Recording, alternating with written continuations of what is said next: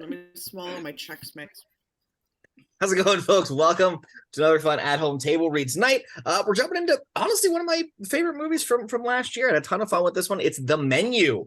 This is a bit of a different draft, so we're going to get a bit of a fun story tonight. Let's jump right in to introducing ourselves. I'm Logan. I'm going to be the acting description and Chef Slowik. I'm Erik. I'll be Craig. I'm Chelsea. I'll be Margot. I'm Steven, and I'll be the movie star. I'm Anne, and I will be Elsa. I'm Curtis. I'm going to be Richard. I'm Kevin, and I'll be Ted. I'm Travis, and I'm going to be the Sommelier. He tries so hard, folks. All right. Well, this is where I will take us away. The Menu, written by Seth Reese and Will Tracy. Black. Foghorns. Waves lapping the shore. Seagulls. Exterior waterfront dock, Seattle, evening. Close on Margot, her face red and puffy, remnants of tears. She puts drops in her eyes. Margot, are you sure you're okay? Yeah, I'm fine. I said I was sorry, and I am. I'm really sorry. Super sorry. I believe you. The couple in their 30s stand waiting on a pier, elegantly dressed in an off-the-rack sort of way, their clothing perhaps purchased at Von Maur at the mall. Craig wears a non-iron shirt beneath his suit and nice loafers with tassels.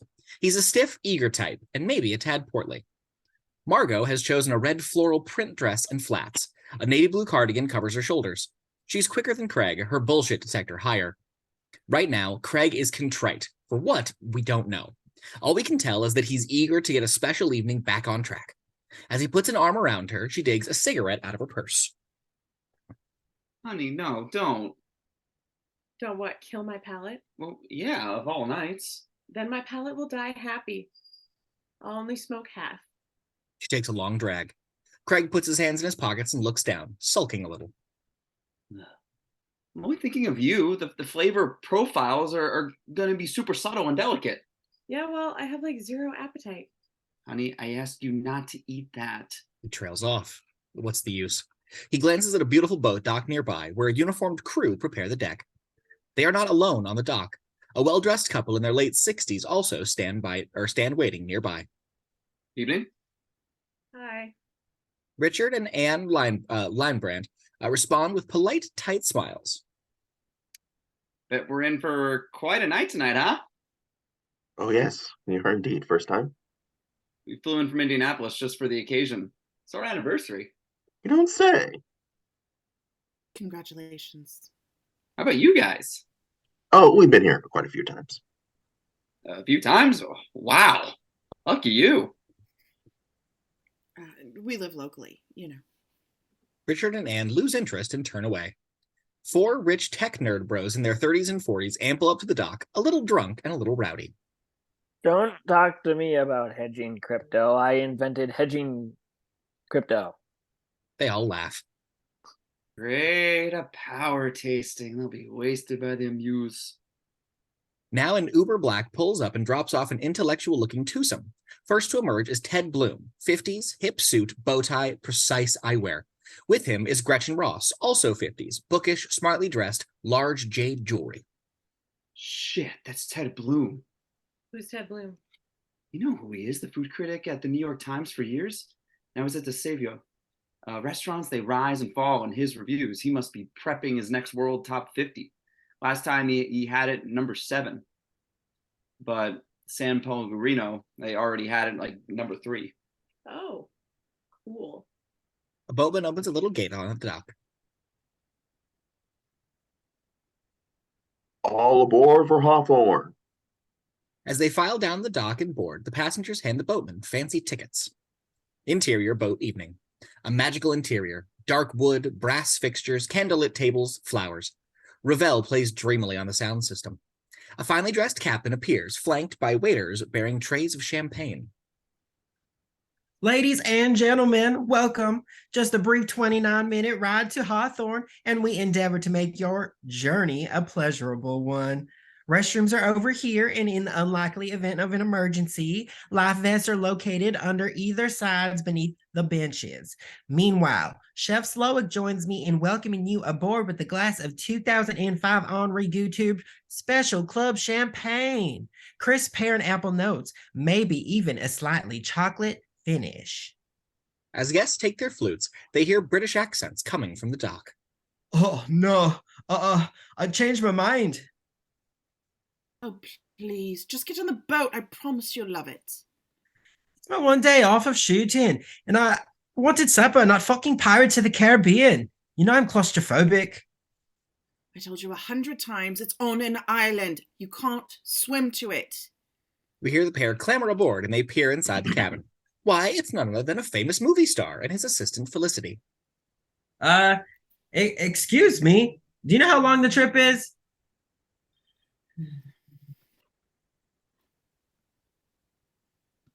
Just 29 minutes. Noting the opulence of the room and all the faces recognizing him, the movie star is on, instantly transforming from spoiled actor to charming famous personage. Ahoy, mateys. Avast me hearties. Let's hope she's seaworthy, eh? Good evening, everyone. You believe this night? First head bloom, now a big movie star? We have no reason to be fighting, babe. It's our anniversary. And look where we are. I mean, look at where we are. We're super lucky. Plus Hamilton tickets tomorrow? Come on. Margot looks at him. He's really trying, and concedes a smile and nod. This whole trip is going to be good for us. You'll see. We need this. I know, we really did. They peck kiss. A waiter approaches with 2 large porcelain spoons on a tray.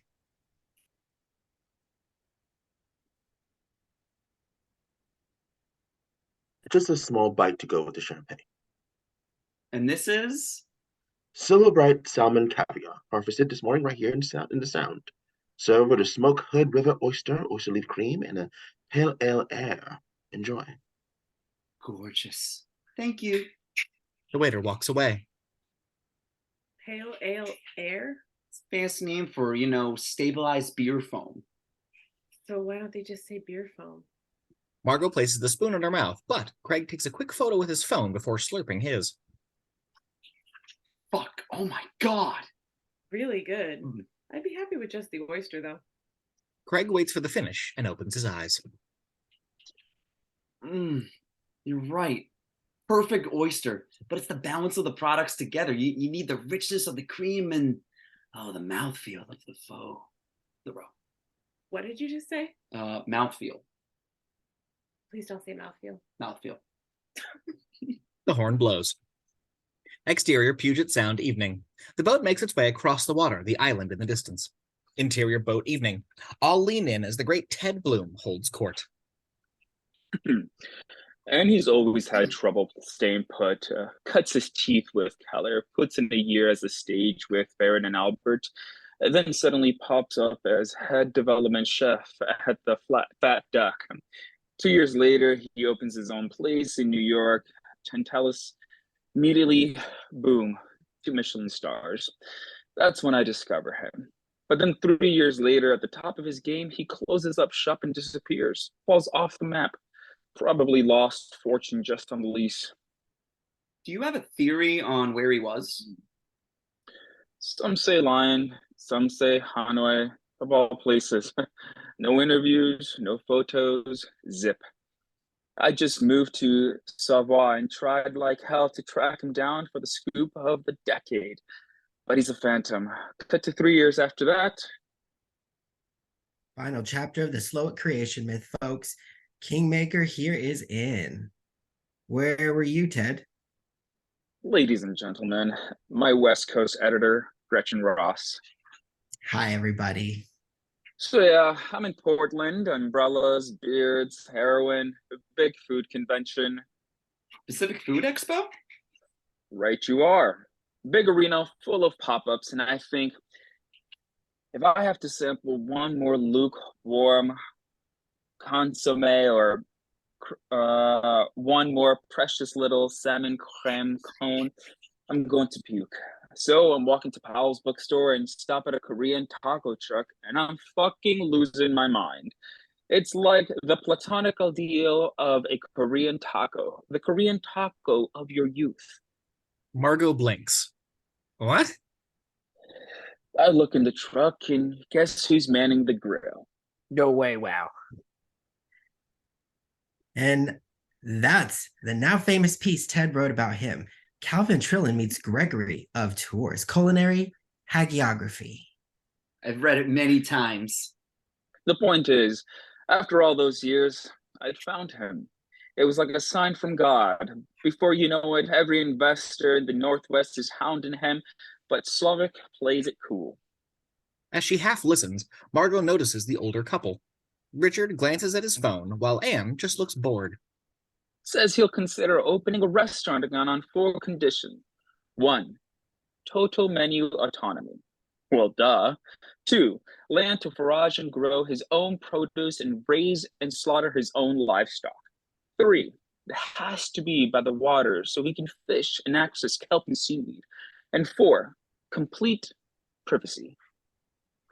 That's when Doug Verrick ponies up and says, well, Chef Julian Slowik, I happen to own an island in the Sound, and if you want it, it's all yours. And here we are. Thanks to your piece, this is all because of Ted. Last 2 times I ate here, it was just superb, fearless. But tonight, I think we're in for something new, something special. He texted me personally last week with the invitation. I didn't even think he had a phone. Yeah, we actually work with Doug Verrick, but we're still waiting another 4 months for our table. Then they suddenly called last week to say they could take us tonight, so we're like, yeah, we're in. We put in for the lottery again a month ago and heard back the very next day. That never happens. We've been trying for 2 years. He'd been trying. I even wrote letters, like snail mail. Maybe it's because I told him it's our anniversary. Oh, cheers, you two. But no, he wouldn't care about that. Exterior Hawthorne Dock evening. Servers and house staff line the spotless wooden dock of Hawthorne Island. Behind them gleams the Jewel Box restaurant, at once rustic and modernist. The gangway is secured and the guests disembark, welcomed at the end of the dock by Elsa, a polite but severe Nordic restaurant captain. Elsa recognizes everyone while checking names against a list. Margot and Craig get their turn. Welcome to Hawthorne, Mr. and Mrs. Spooner. My name is Elsa. I will be at your evening service this evening.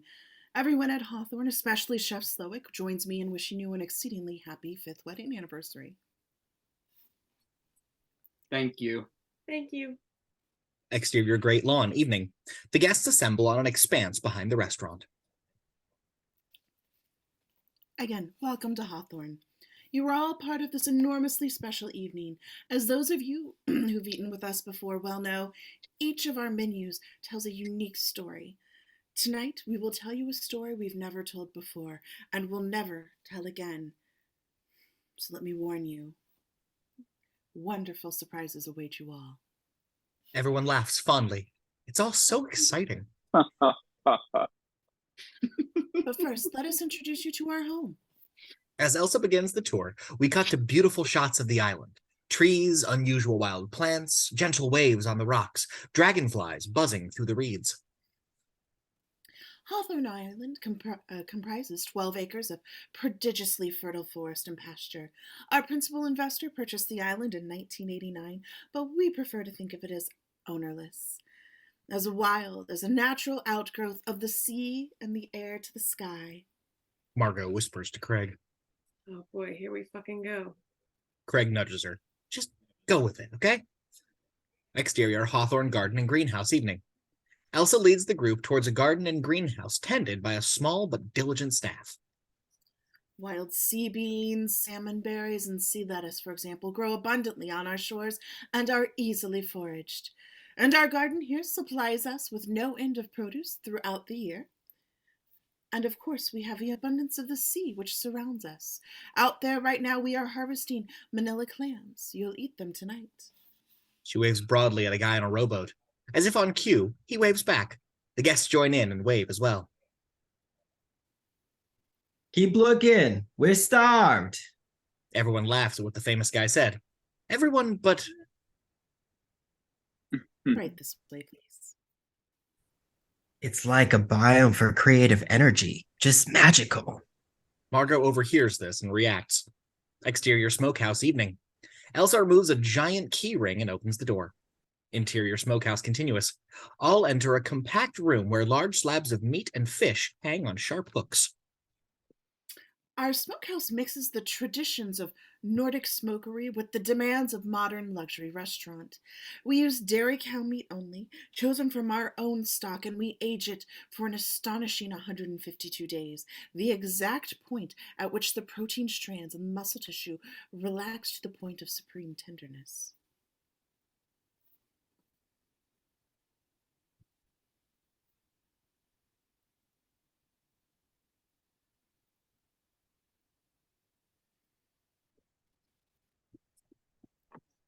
What happens if you serve it on the 153rd day? All hell breaks loose? He and his posse laugh. Elsa smiles tightly. Actually, at this temperature on the 153rd day, the bacteria, having breached the interior of the flesh, would seep into the customer's bloodstream and produce a series of very unpleasant symptoms. Pathogens would spread into the customer's spinal cord membrane, at which point he or she would become incapacitated and shortly thereafter expire. So yes, all hell breaks loose. Elsa laughs. They all laugh. Good thing we're professionals, yes?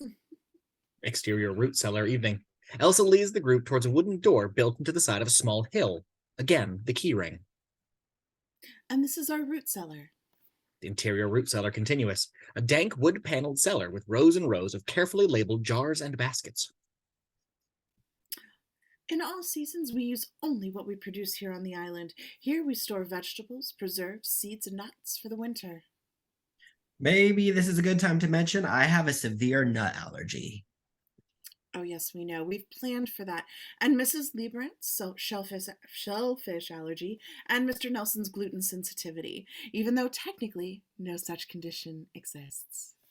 Mr. Nelson, one of the tech bros, makes a puzzled face. We try to know everything about our guests. Chef Slowik plans his menu accordingly. Exterior great lawn evening. The group follows Elsa quietly across the idyllic lawn. Craig reaches over to take Margot's hand.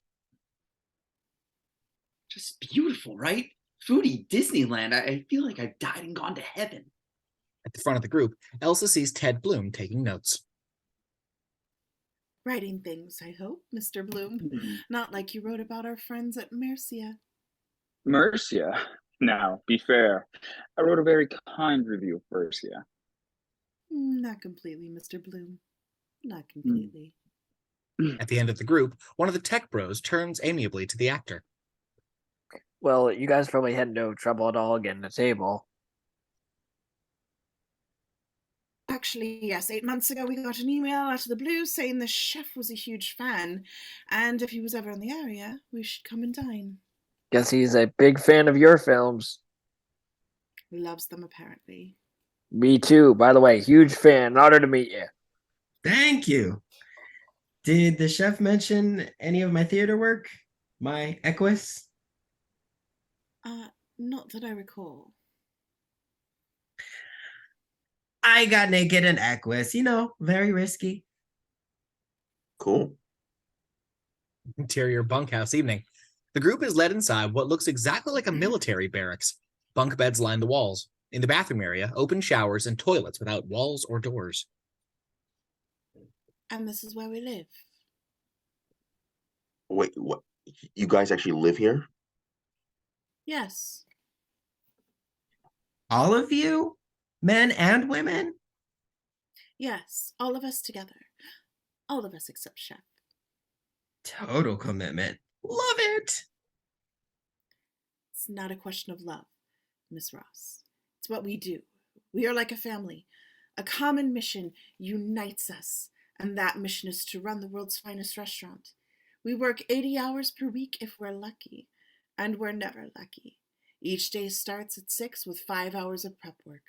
We harvest, we gather, We ferment, we slaughter, we butcher, we chop, we marinate, we steep, we smoke, we temper, we liquefy, we spherify, we gel. You gel? We gel. After staff luncheon, we have only 4 short hours for pre-service prep. Supper is typically 4 hours and 25 minutes, and once our guests depart, we break down the kitchen and scrub and clean for another 2 hours. By then, it's well past 2 in the morning.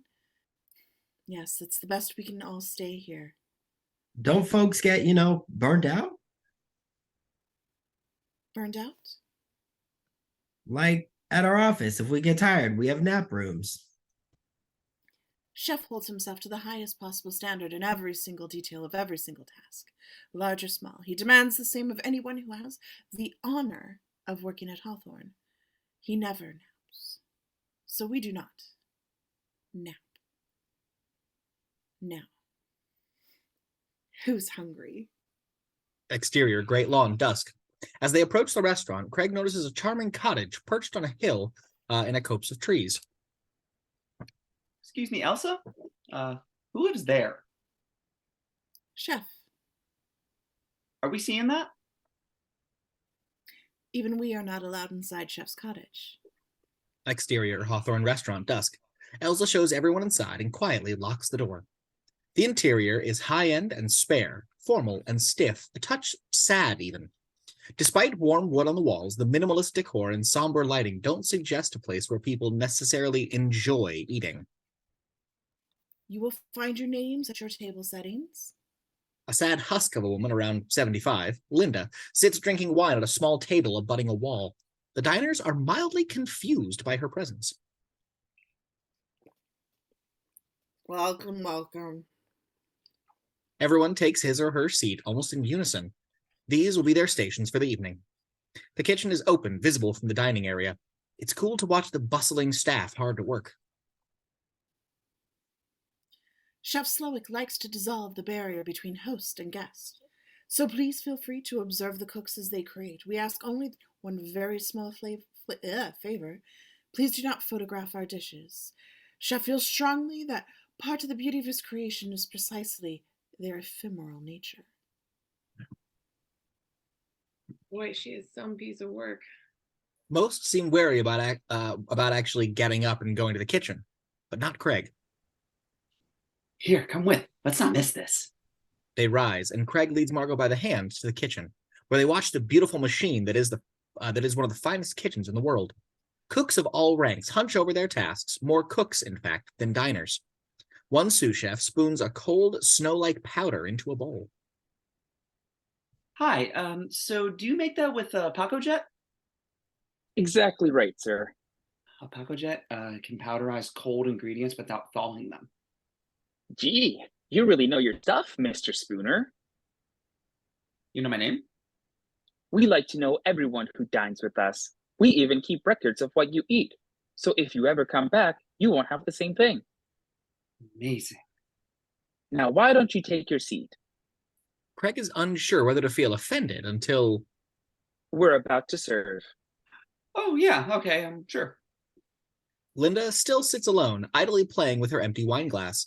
A cheery sommelier approaches with a bottle. More Lambrusco, madame. Craig and Margot take their seats. I think this place even beats Azurmendi in the Basque country. The attention to detail is just, oh shit, there he is. Craig and Margot look toward the kitchen, where they and we get our first glimpse of the man himself. Chef Julian Slowik is 50-ish, brooding and intense. Utterly focused, he glides swiftly from station to station, tasting dish after dish. Spoon to mouth, he glances over and scans the faces of tonight's guests, his eyes eventually falling upon Margot, who's staring back at him. They lock eyes, and in the moment, the great chef and his guest share a type of recognition, a sadness perhaps, a longing. Chef tersely breaks eye contact and resumes his task. Title card against black. Amuse-bouche. Servers appear at once in the dining room and fan out in perfect unison. This is a pine nut tulle cone filled with shucks and strawberry sofrito and a goat's milk snow. Enjoy. See, what is this ongoing obsession with cones? It's like a pandemic and no one is immune. Greg holds his cone just so and furtively snaps a photo. He will do this with every dish. Craig, they specifically asked us not to do that. Yeah, but we're paying $725 a piece. I won't post them tonight. He pops the cone into his mouth and closes his eyes. Oh my God. Jesus. Yeah, it's pretty good. Pretty good? You're funny. Margot's gaze falls on the window, where she sees the boat leaving the dock and sailing away into the twilight. She watches longingly, wishing she were on it. Title card against black. First course. Close on Chef as he inspects the food. He tastes something, closes his eyes, and keeps them closed long after swallowing, as though in contemplation. Then he opens them. Okay. We follow Chef into the dining room, where he takes his stance, raises his hand, and claps. Once. Loud. All conversations stop. His staff stops. Everything stops. Chef Slowik stares at his diners and smiles tightly. It's clear that this is his show. Everything revolves around him, the all-powerful sun in this solar system. Welcome to Hawthorne. I'm Julian Slowik, and tonight it will be our pleasure to feed you. The diners dutifully and nervously applaud. Ted Bloom and Gretchen exchange self-satisfied looks. Margot scrunches her face and smiles, playing begrudgingly along. Over the next few hours, you will ingest fat, salt, sugar, protein, bacteria, fungi, various plants and animals, at times entire ecosystems, at a brisk but fair pace. We hope you find it musical, actually. But I wonder if you could all do one thing for me.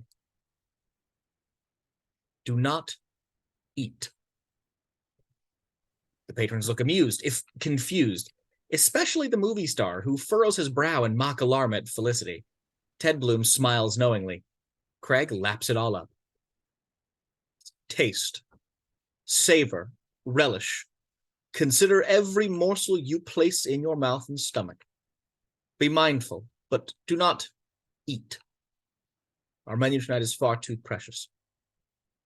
Some of you may have noticed the presence of a camera crew.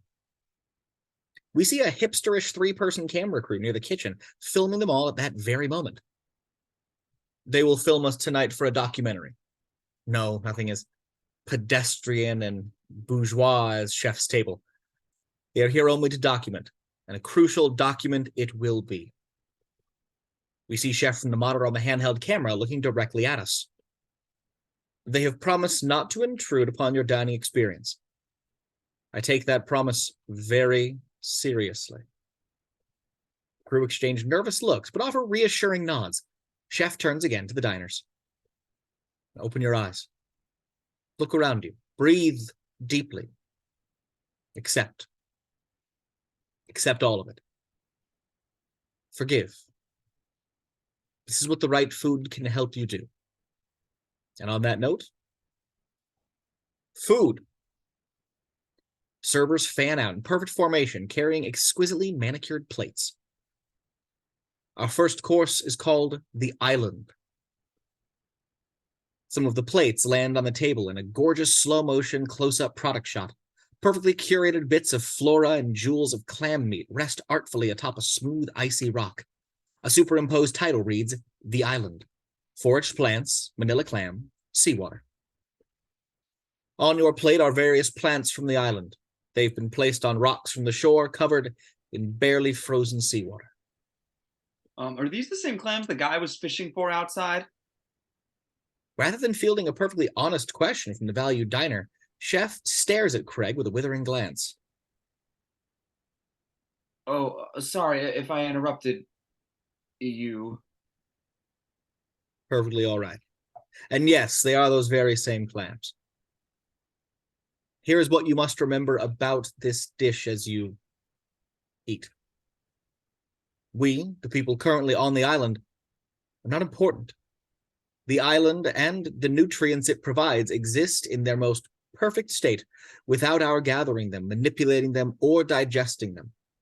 What happens in this room is meaningless compared to what occurs outside in the soil and the water and the air.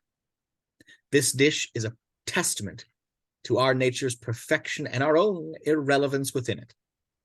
We are but a frightened nanosecond. Nature is timeless and eternal. Enjoy. He retreats into the kitchen. Margot arches an eyebrow at the pomposity.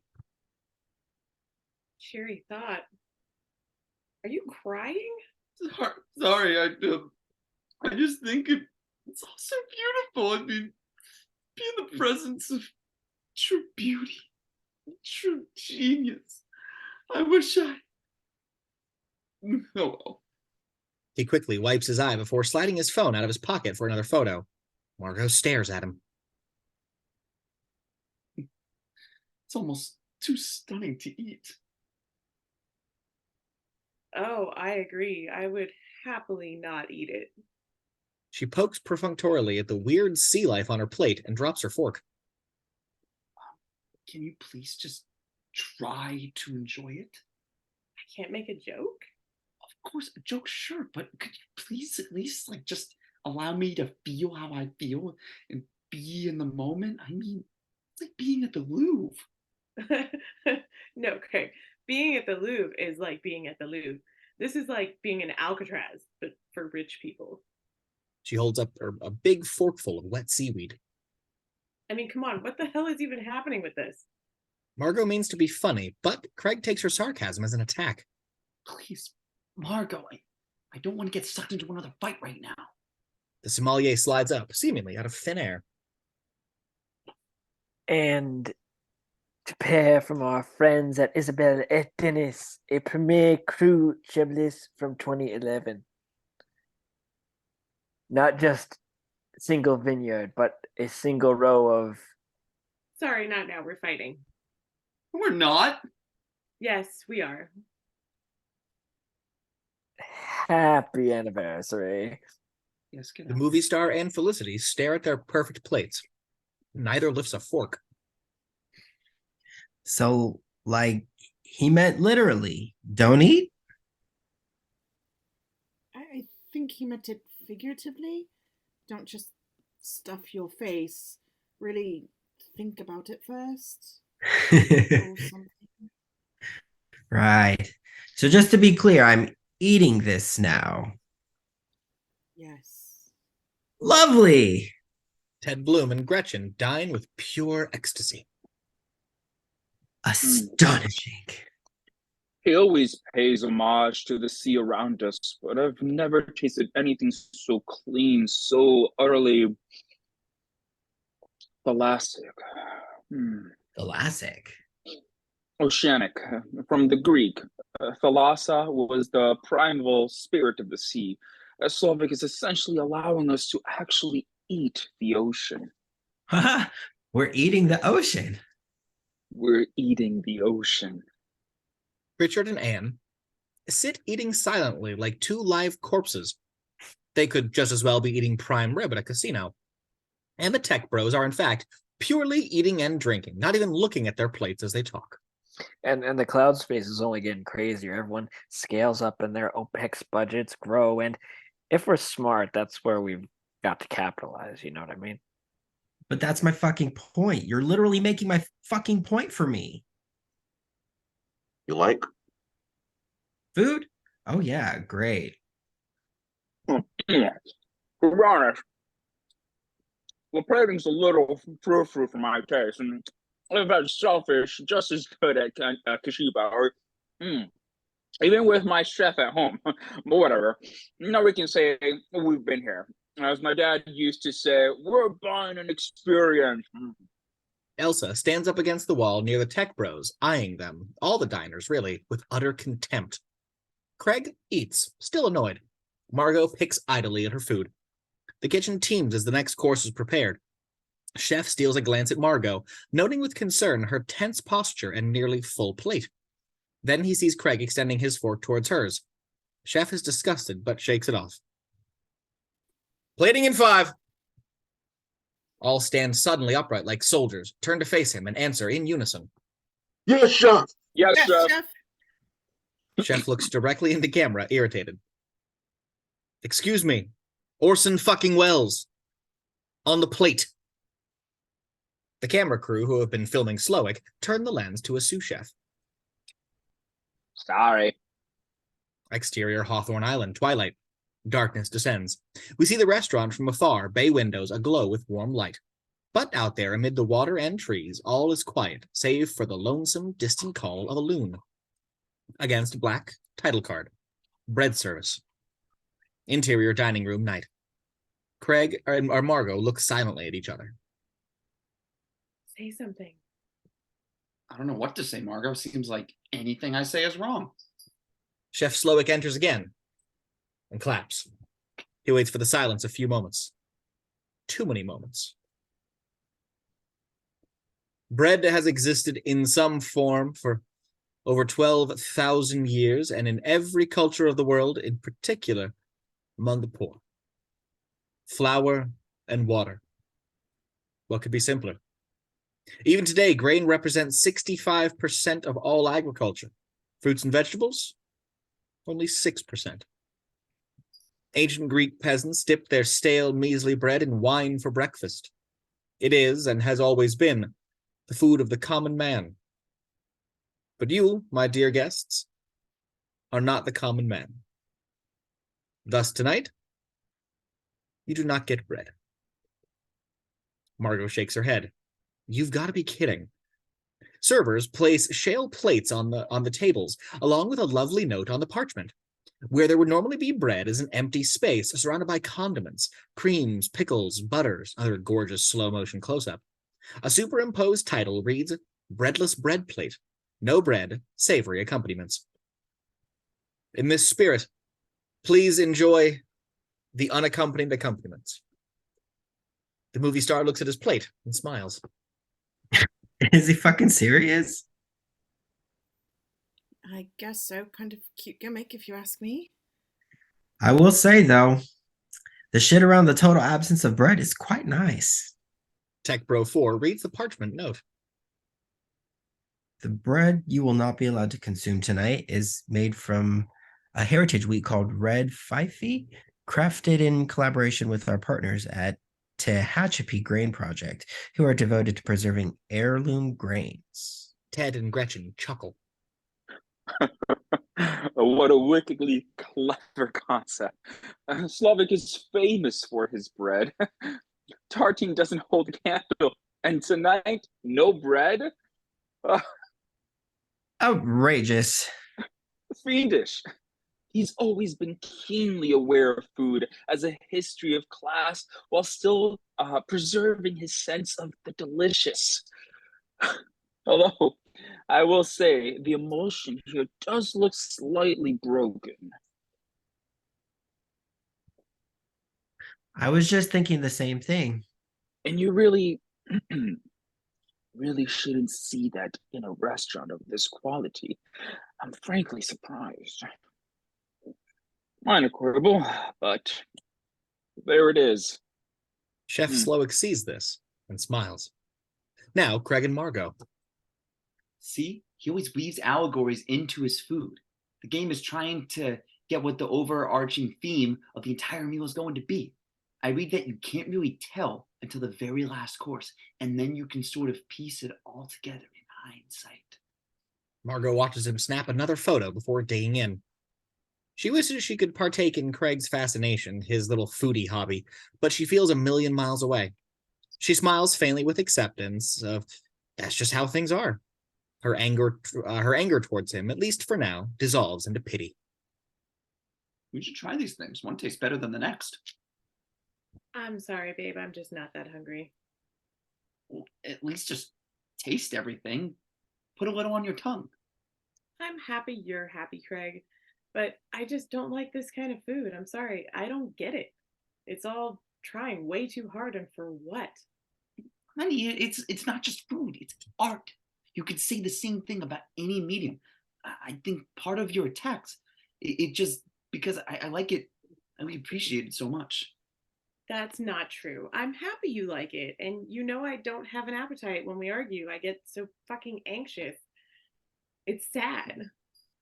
First glancing around, Craig leans over and rubs her arm. Margot, sweetheart, please, don't cry. I'm sorry.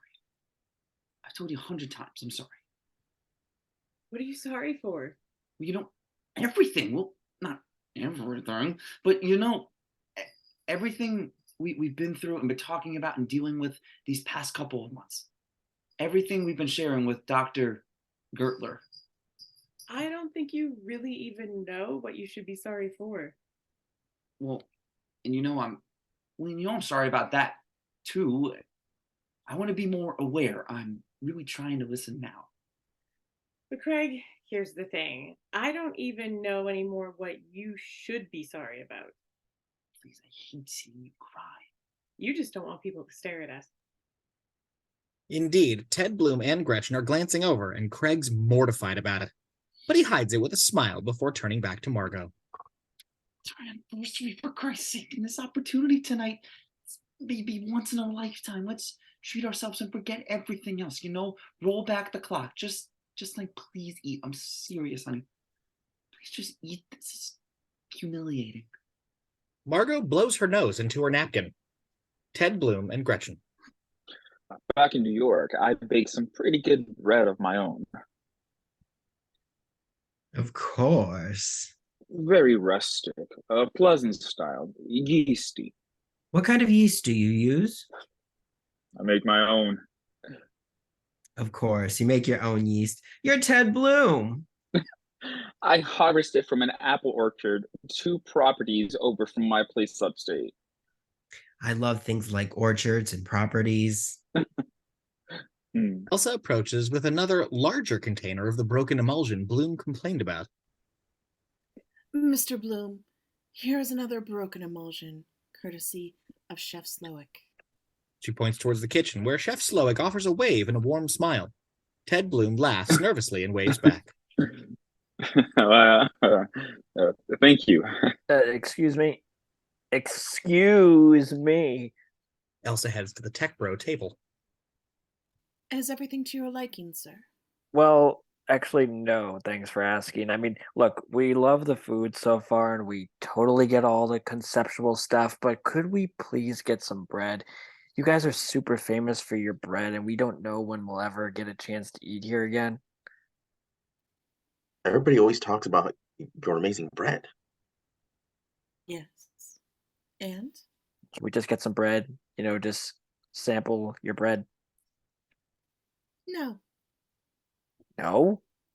The tech bros an incredulous look. Elsa continues to stare coldly. This is all clever and funny and whatever, but okay, I really don't want to play this card, but you know who we are, right? Yes.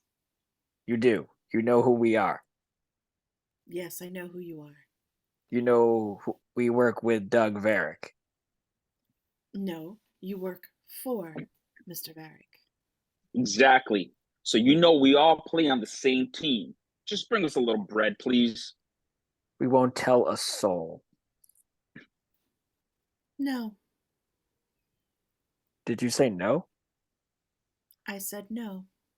Yes. Okay, wow. Elsa leans in to speak in a menacing whisper. You will eat less than you desire and more than you deserve. She spins and walks away, passing Margot and Craig's table.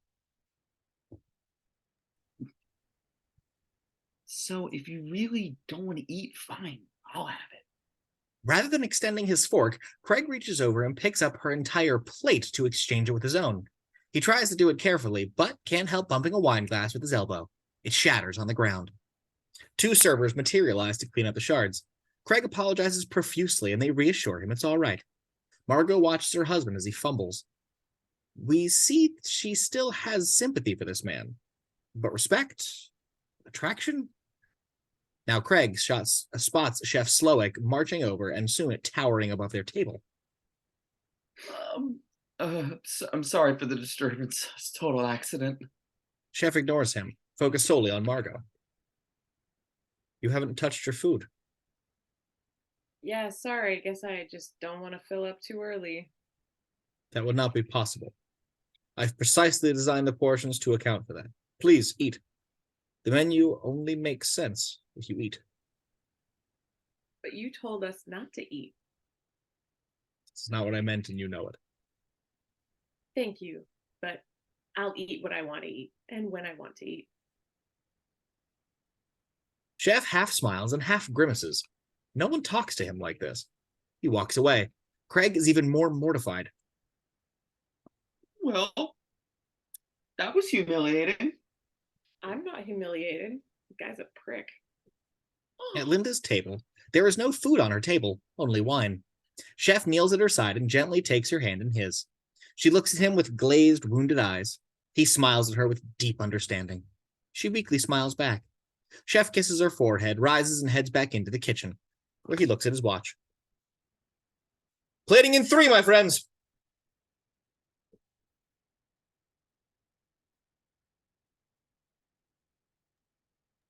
Yes, chef! Yes, chef. Exterior Hawthorne Island night. Tall, spindly evergreens shiver in the cold darkness. Very close on an owl on a limb. Its glassy eyes scan the island floor until, spotting something, it takes flight. Against black title card, first course. Interior dining room night. Richard and Anne sit across from each other. No eye contact, silent, a still life. Pan to Craig and Margot, also silent, no eye contact. This is a 2009 Valpolicella Classico Superior from Tommaso Basulia, where we've hyper dedicated with an immersed blender Slovenian oak, rich cherry and tobacco, faint notes of lodging and regret. That's my kind of wine. The next course is called Memory. It's what it's meant to evoke. A memory. Let me tell you one of mine. When I was a child growing up in Waterloo, Iowa, Tuesday was taco night. Taco Tuesday. This is my mother. As you can see, she is quite drunk. When I was 7 years old, one Tuesday, my father came home, also quite drunk. Not unusual. Mother grew angry and screamed at him, at which point he proceeded to wrap a telephone cord around her neck and pull it tight. I wept. I wept very hard and begged him to stop. He ignored me. To make him stop, I finally had to stab him in the thigh with kitchen scissors. You remember that, Mother, don't you? Linda reacts vaguely and continues drinking. We thought he might leave us for good. But he stayed in our home, and from that point forward, and until his death, we never exchanged a single word to each other. His mere presence brought unspeakable agony. I should have stabbed him in his fucking throat that evening. The diners exchange uneasy glances. This is getting weird. Margot, however, watches Chef intently and with empathy, somehow understanding his pain. Noticing, Chef says the next line directly to her. It was, as you can imagine, a very memorable taco night. Servers appear and somberly distribute plates fashioned of tightly coiled telephone cords, as well as bowls of tortillas. Atop the plates are chicken thighs with tiny scissors sticking out of them. A superimposed title reads, Memory. Chicken thighs al pastor, smoked pineapple salsa, and tortillas. You have house-smoked braised chicken thighs al pastor and our own tortillas made with heirloom corn masa from Mason. Images on the tortillas have been made using a computer-controlled laser cutting and engraving machine. We hope this taco night evokes pungent memories for us all. Enjoy. Ted Bloom examines his tortillas. Various buildings. What are they, Ted? Restaurants Restaurants. that I've reviewed that closed. He holds one with the sign reading Mercia. The tech bros discover, to their horror, tortillas printed with dense blocks of formatted text, like business records. What the fuck? Are these... how did they... That's it. Fuck this. He slams a tortilla on the table and waves Elsa over. Can I help you, sir?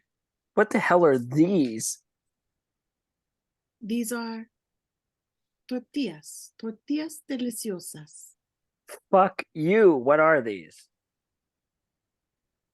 These are tortillas, which contain EcoBright's tax records and other documents showing how the company has hidden transactions with shell companies, performed various acts of intellectual theft, and created seemingly countless invoices with fake charges. How'd you get these? I'm sorry, but Chef never reveals his recipes. This isn't a fucking recipe. This is theft. No, this is fraud. Do you know how fucked you are? We'll have you shut down by the morning. That won't be necessary. The movie star and Felicity examine their tortillas. It looks like they're all the same. They are. Each depicts a movie poster. Victor Frankenstein. Guess he's a fan. I don't think so. At Richard and Anne's table, they have way more tortillas than anyone else. Anne peeks the tortilla on top. It reads, "Welcome back, Mr. and Mrs. Lebrant." All the subsequent tortillas show Richard and Anne sitting across from each other like corpses. The only thing different is their attire. Richard, what are these? Taco shells for the tacos. The pictures, are these us? Richard dons his glasses and looks closer. Look at this one, Dick. This one was taken after you had that melanoma removed from your forehead. There's the bandage. Craig examines their tortillas, crestfallen. What's on them? They're all from tonight. Shit. Margot looks. Each shows Craig sneaking photos of the food. Jesus, what's with this guy? This means they've been photographing us the whole night. They look around to see where the cameras might be. Feeling busted, Craig starts to panic. Oh, God damn it. First the wine glass, now this. He must hate me. You think I should apologize? I think I should go apologize. They're the ones who should apologize. We're sending it back. Margot turns to wave the server over. Craig snaps his fingers. Did you just snap your fingers at me? Of your mind, you don't send shit back here. You thank them for even letting us in the door. Craig folds a tortilla, constructs a taco, and takes a bite. His rage and humiliation begin to dissipate. Fuck! This is incredible. Oh my God, you have to try this. Incredulous, Margot throws down her napkin and gets up. Interior side hallway. En route to the ladies' room, Margot stops at a stunning silver door molded in an ornate floral pattern, like a museum piece. She reaches for the handle. Can I help you, madam? Margot I'm turns looking to see for a disapproving Elsa. Sorry, I'm looking for the little girl's room. Down the hall, to your right. What's behind this door? Dessert. Interior ladies' room night. Margot enters the dim, minimally decorated room and locks the door. She pauses, breathing a little heavily with exasperation over the entire night. It's nice to be alone. She gets a cigarette from her purse, cracks a tiny window, and lights up. She gazes at the artsy framed photo on the wall of a marshmallow roasting on a campfire. Suddenly, the lock turns on the door.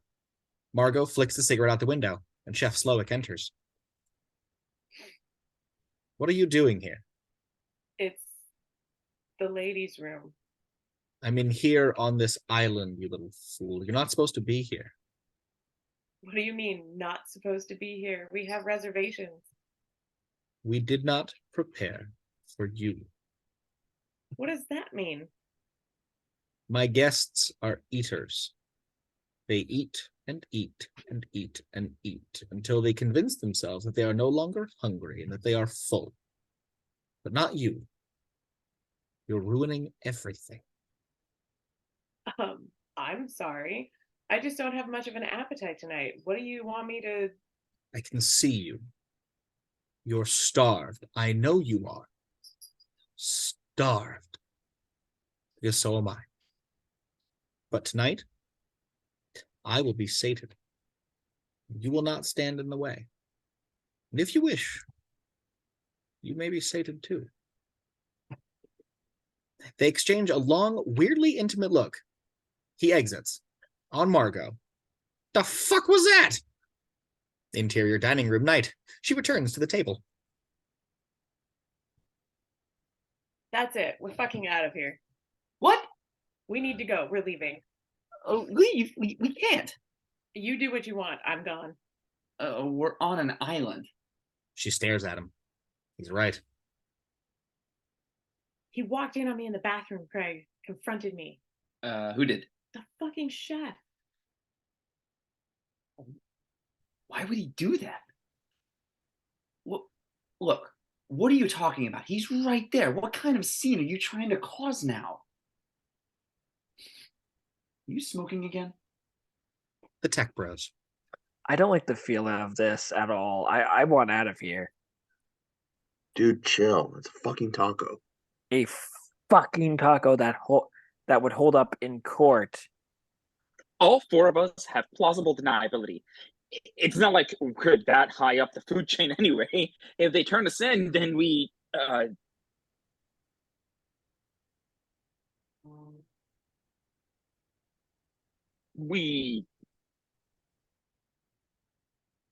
Right. If they turn us in, then they're turning Verrick in. And they're just as fucked as we are. We're fine. Hey, we're fine. Right? Uncertain, they all sit silently with their thoughts. Then, shrugging their shoulders, they make tacos. Against black, title card. Fourth course. The patrons watch two servers methodically unrolling a tarp across the middle of the floor and smoothing out all the wrinkles. Other servers arrive with decorative baskets and cover the tarp with sea fennel and edible flowers. never seen anything like it. Not even when I ate here before. It's like theater. Oh, I was going to say very theatrical and minimalist, like in the Japanese mini Murasudo style, you know? We are ready for our next course, which I think you'll find... Excuse me, but just what the fuck is going on here? Glad you asked. Elsa? Elsa walks over, rears back, and punches him. Hard. She then calmly refolds his napkin and places it back on the table. Shock. The first hint of real violence. No one dares speak as tech bro number 2 writhes in pain and bleeding at the mouth.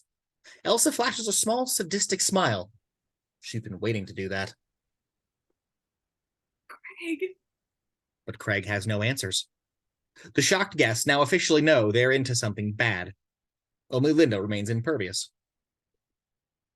Thank you, Elsa. Ladies and gentlemen, meet Sous-Chef Jeremy Lux. A chef around 30 strides out of the kitchen and stands in the middle of a tarp. He stares straight ahead, stoic. Jeremy created the next dish. It's called the mess. Jeremy, may I explain the mess? Yes, chef. Originally from Sparks, Nevada, Jeremy graduated from the Culinary Institute of America in Hyde Park. Jeremy's goal, as he wrote in a heartfelt letter, was to work for me here at Hawthorne. Isn't that right, Jeremy? Yes, chef. Jeremy is talented. He's good. He's very good. But he's not great. He will never be great. He desperately wants my job, my position, my prestige, my status, my talent. Isn't that right, Jeremy? Yes, chef. Jeremy has forsaken everything to try to achieve that. He works so hard, so very hard. He works 20 hours a day. He has no time for friends, no time for family. He can't even go to the park or see a movie or stop at the bank. Jeremy, when's the last time you spoke to your mother? I don't remember, Chef. His entire life is service and pressure. Pressure to put out the best food in the world. Pressure to please his chef.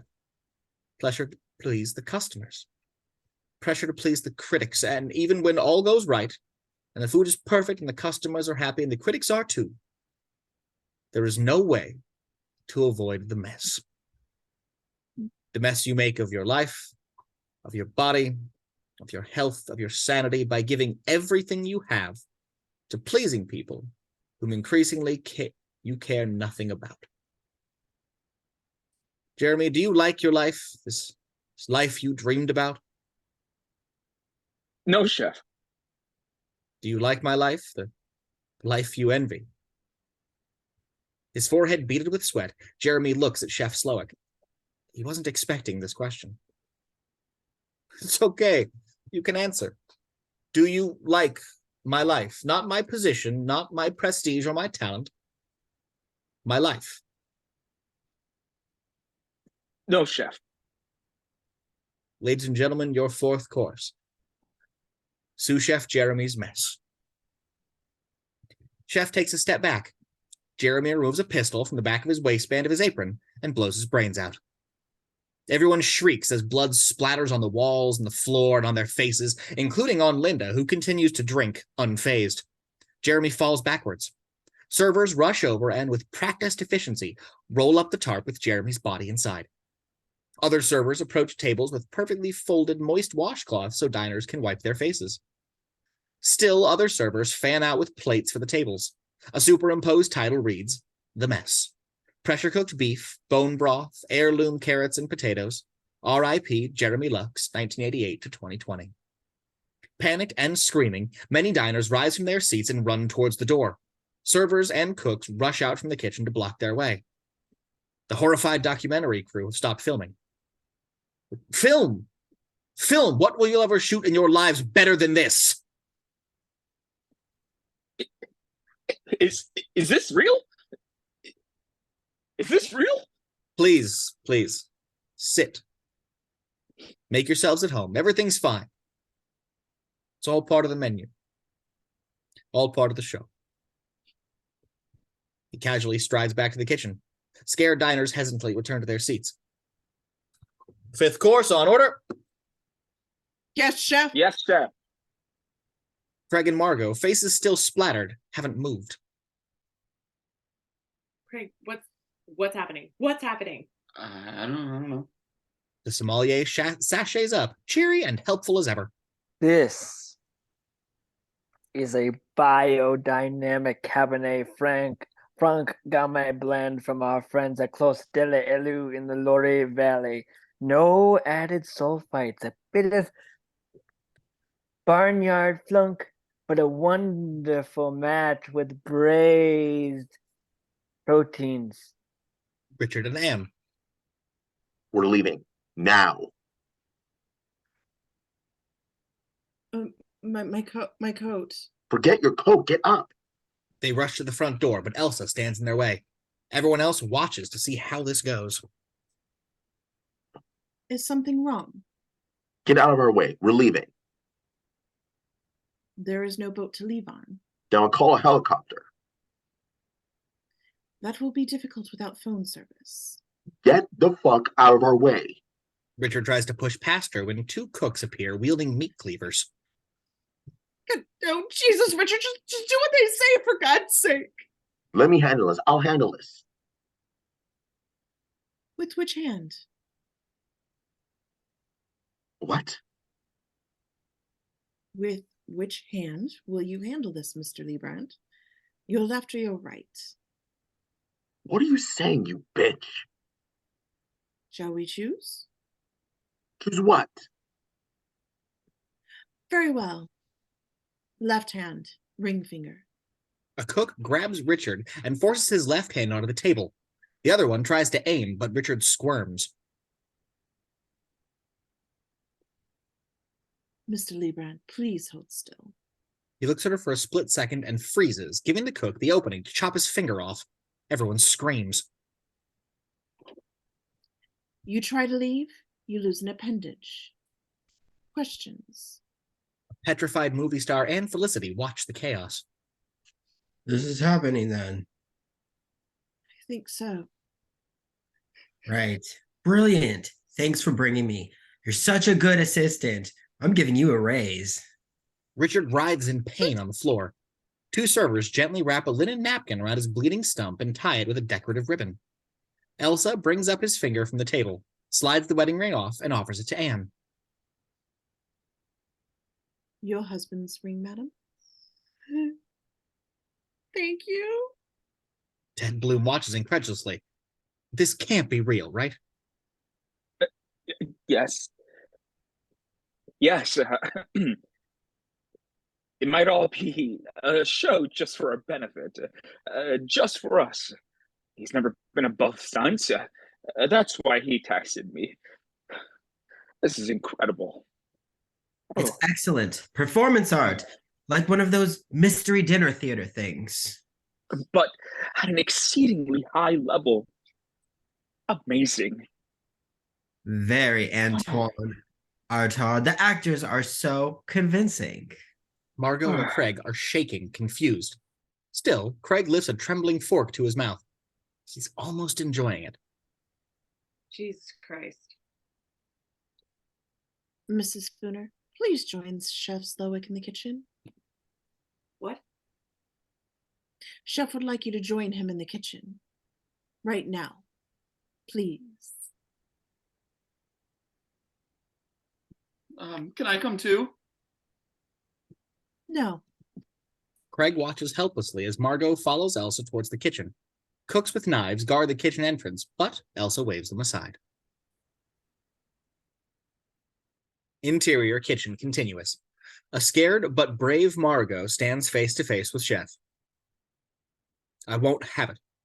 You are ruining my menu. So I ask you again, why are you here? Why are you doing this? Do not answer my question with the Look, you do not meet my requirements. You are supposed to be one half of a middle-class foodie couple, the doting wife who encourages her husband's hobby, pathetically embraces it herself to bolster his happiness at the expense of her own. That, and to eat some very good food. Mrs. Spooner, where do you and Bonzo come from? His name is Craig. Craig. Indianapolis. And what do you do in Indianapolis?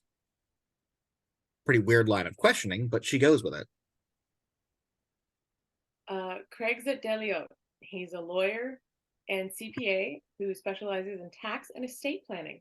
Not him, you. Me? I work in the Office of Indianapolis Tourism and Economic Development. Oh dear. Do you have children? No? Did you want to be here tonight? My husband's been into food for years. Pretty much all he talks about in the bassoon. He plays bassoon. Jesus, look. It's you I care about. Answer for you. Did you want to be here tonight? Why does it matter? Chef looks into her eyes, almost pitying her.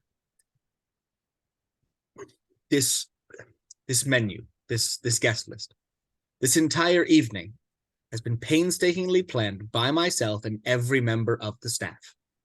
And we all have made a very large commitment. It wasn't easy to achieve. And you, who have barely touched your food, you are throwing everything off. You don't know how hard I've worked, how assiduously I've prepared. It will be my single greatest achievement. All I asked was that you fit a certain archetype I have seen over and over in my restaurant. But you do not. For you clearly do not wish to be here at all, or to be married to that thing, that Craig, if that's his name. Craig. He's right, but she's not about to give him the victory. That's not true. And he's not a thing. That man is my husband. And what did you say? Archetype? We're people, not fucking archetypes. They are. Not you. You are a smudge of grease on the rim of a plate, spoiling both the flavor balance and visual appeal of the dish. But it's all right. The first lesson every good chef learns is what to do when the recipe fails. You set out to make a perfect omelet, but something happens. The stars do not align, so you try to make the perfect scrambled eggs. Please help. In order to proceed, I just need to know where to seat you. With us or with them. What do you mean, with us or with them? Answer the question. And then what? You'll let us eat and leave? Oh no, we're all going to die tonight. Isn't that right? Yes, chef. We see Margot realize more and more the horror of the whole scene. So the question is, Margot Spooner, do you want to die with those who give or with those who take? You're fucking crazy. Oh, I am feeling quite well. I've never felt calmer or clearer. This is chilling. He believes it. And the more Margot starts to panic, the calmer and more comforting Chef grows. I understand a new and unsettling question like this takes time. 15 minutes. That's how long you have to decide. Our side or theirs. In the meantime, please return to your seat. The next dish is super awesome. Ready in 5? Yes, Yes, chef. chef. I love you all. We love Love you, you, chef. chef. You, chef. Put yourself in her shoes. Margot is thoroughly creeped out. Mass psychosis. She turns to walk through the kitchen towards the dining room and sees Elsa emerge from the silver door with Linda, now so drunk she must hang on Elsa's arm. Thank you, Elsa, for showing me. My pleasure. Beautiful room to die. Yes. Elsa and Linda take a few steps. I couldn't be a mother. I wanted to be, but I couldn't. I understand. He was a monster. The dining room. Margot returns to a wide-eyed Craig. What happened? Did you get a kitchen course? A kitchen course? What person in his right mind would react like that? Maybe something is really wrong. Are you all right? What is the matter with you? Don't you see what's going on? Chef Slowik enters the dining room and surveys the guests. Thank you again for dining with us at Hawthorne and for taking a chance on our constantly changing menu. Nothing is as constant as change. The wisest among us know that. We who pay close attention to nature. Before we continue, are there any questions about me or Hawthorne, or why none of us are getting out of here alive tonight? It's the first time anyone but Margot has heard this news. Really? No questions? All are hesitant to venture a question. All except... Was that star nice I detected in the stew? That's your question? I'm curious. And saffron. Yes, exactly right. Margot looks at her husband as if he's a victim of invasion in the Body Snatchers. The terrified movie star raises his hand. Actor man, yes. I suppose I would like to know why this is happening. Frankly, it depends. Some of you were chosen because of what you've done. We cut to Richard and Anne, to the techies, to Ted Bloom. Others because you've lived as complacent bystanders. We cut to Gretchen and Felicity. To Margot, too, to see how she's taking all of this in. As Dr. King said, in the end, we will remember not the words of our enemies, but the silence of our friends. Did he really just quote Martin Luther King? But this shouldn't be a surprise to any of you. Mr. Bloom, Ted, if I may, my cherished early advocate, knows the damage he has done to so many livelihoods. Now, wait a minute, Chef. I've been very... You don't talk! At that moment, a server approaches Ted Bloom and sets down a comically large new container.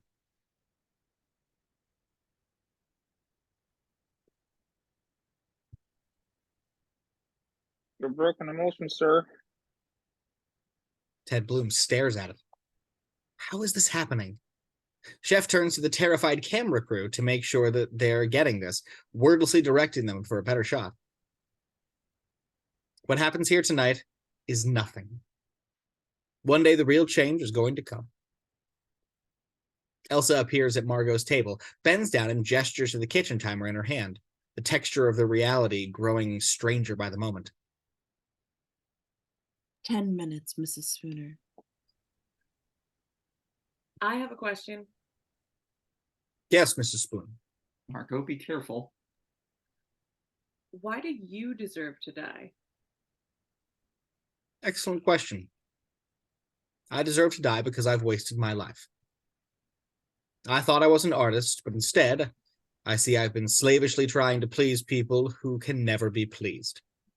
Starting with her. Now at the peak of my powers, all I see is that my food turns instantly to shit inside a rich man's stomach. And woman's. Chef glares at Richard and Anne. You two. How many times have you eaten here in the last 5 years? I don't know. 6 or 7. I think more than that. 11. 11 times. Most people consider themselves blessed if they eat here only once. Mr. Lebrand, name one dish you ate the last time you were here. You can't. Can you? 11 times you take the boat, come out here, where we introduce every dish every fucking time. We tell you exactly what we are feeding you. And we tell you a story. We even give you a copy of the fucking menu to take home. So tell me one dish you ate the last time you were here. One. Richard looks at Anne. God. Cod. It wasn't cod, you fucking donkey. It was halibut. Rare fucking spotted halibut that we caught just 4 hours before you. You wasted it. Why do you two even bother to come to my restaurant? You come here just because you're rich. Why? You come, you sit, you don't talk, and you... We have nothing else to do. Silence. That's pretty sad, and it hangs in the air. Margot registers this on quite a few levels. It's not your restaurant. Come again? It's not your restaurant. You're right. He's right. It's not mine. Doug Verrick owns this island. Doug Verrick owns this restaurant. And seeing how this restaurant is my entire life, Doug Verrick owns me. All of which is complicated by the fact that I currently own Doug Verrick. Chef gestures to Elsa, who in turn gestures to 2 cooks. They open a pantry door and extract a man, mid-50s, gagged and tied to a spit rod like a roast pig. The tech bros stare, mouths agape. Now we know why he wasn't at the teleconference this morning. The cooks carry the spit rod to the center of the dining room and hold it aloft before, at Chef's nod, dropping it. Doug Verrick lands with a thud and a groan. Chef picks up Doug Verrick's bandaged, fingerless right hand.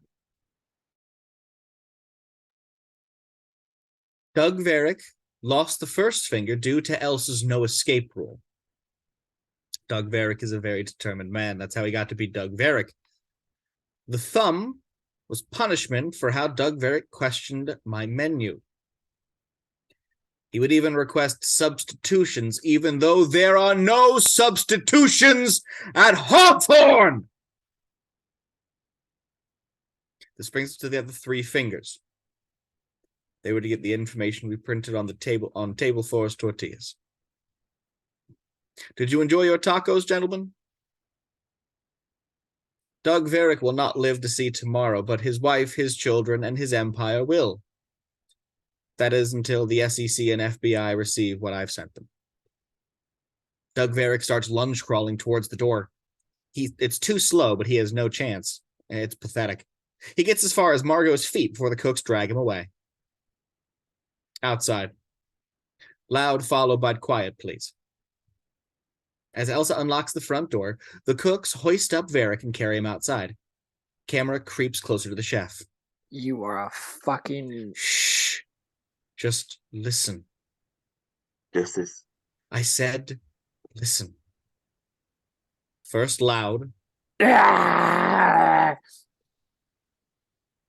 Chef smiles. Camera creeped closer.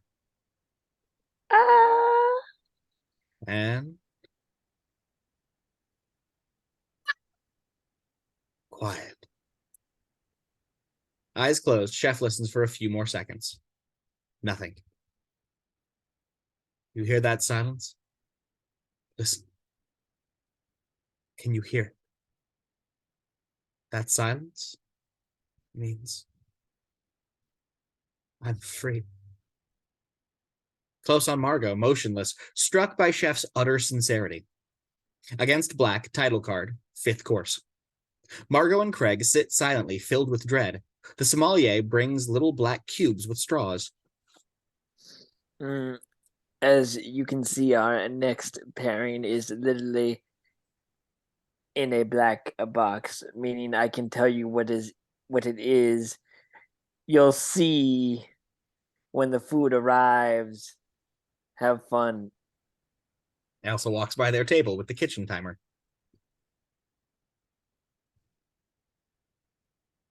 "5 minutes, Mrs. Spooner." Margot tries her mystery wine. Maybe it's the booze, maybe it's the food, the fear, but for whatever reason, she belches. Well, Craig, I'm not sure what's coming out of that kitchen next, so should we exchange gifts? Craig looks at her quizzically.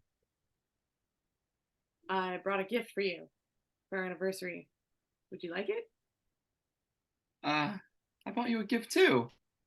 He reaches into his pocket and slides over a jewelry box. Margot opens it to find a silver necklace with a charm. A wooden heart. The 5th anniversary is wood, so I looked for something with that theme. It's a necklace with a wooden heart. The 5th is wood. I love you, Margot. Margot looks at this half-assed gift and then up at Craig softly, pityingly. Then she looks again at the wooden heart.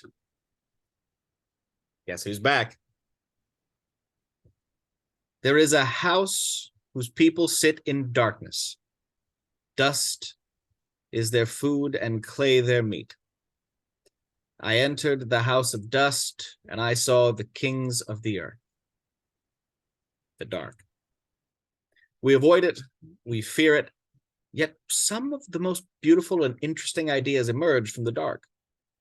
The glow of a firefly, a singing boy emerging from the darkened canvas of a Caravaggio. And now, one of Hawthorne's signature dishes, the blackout. We change our menu constantly, but this has been a staple since day one. It's what Mr. Bloom once said.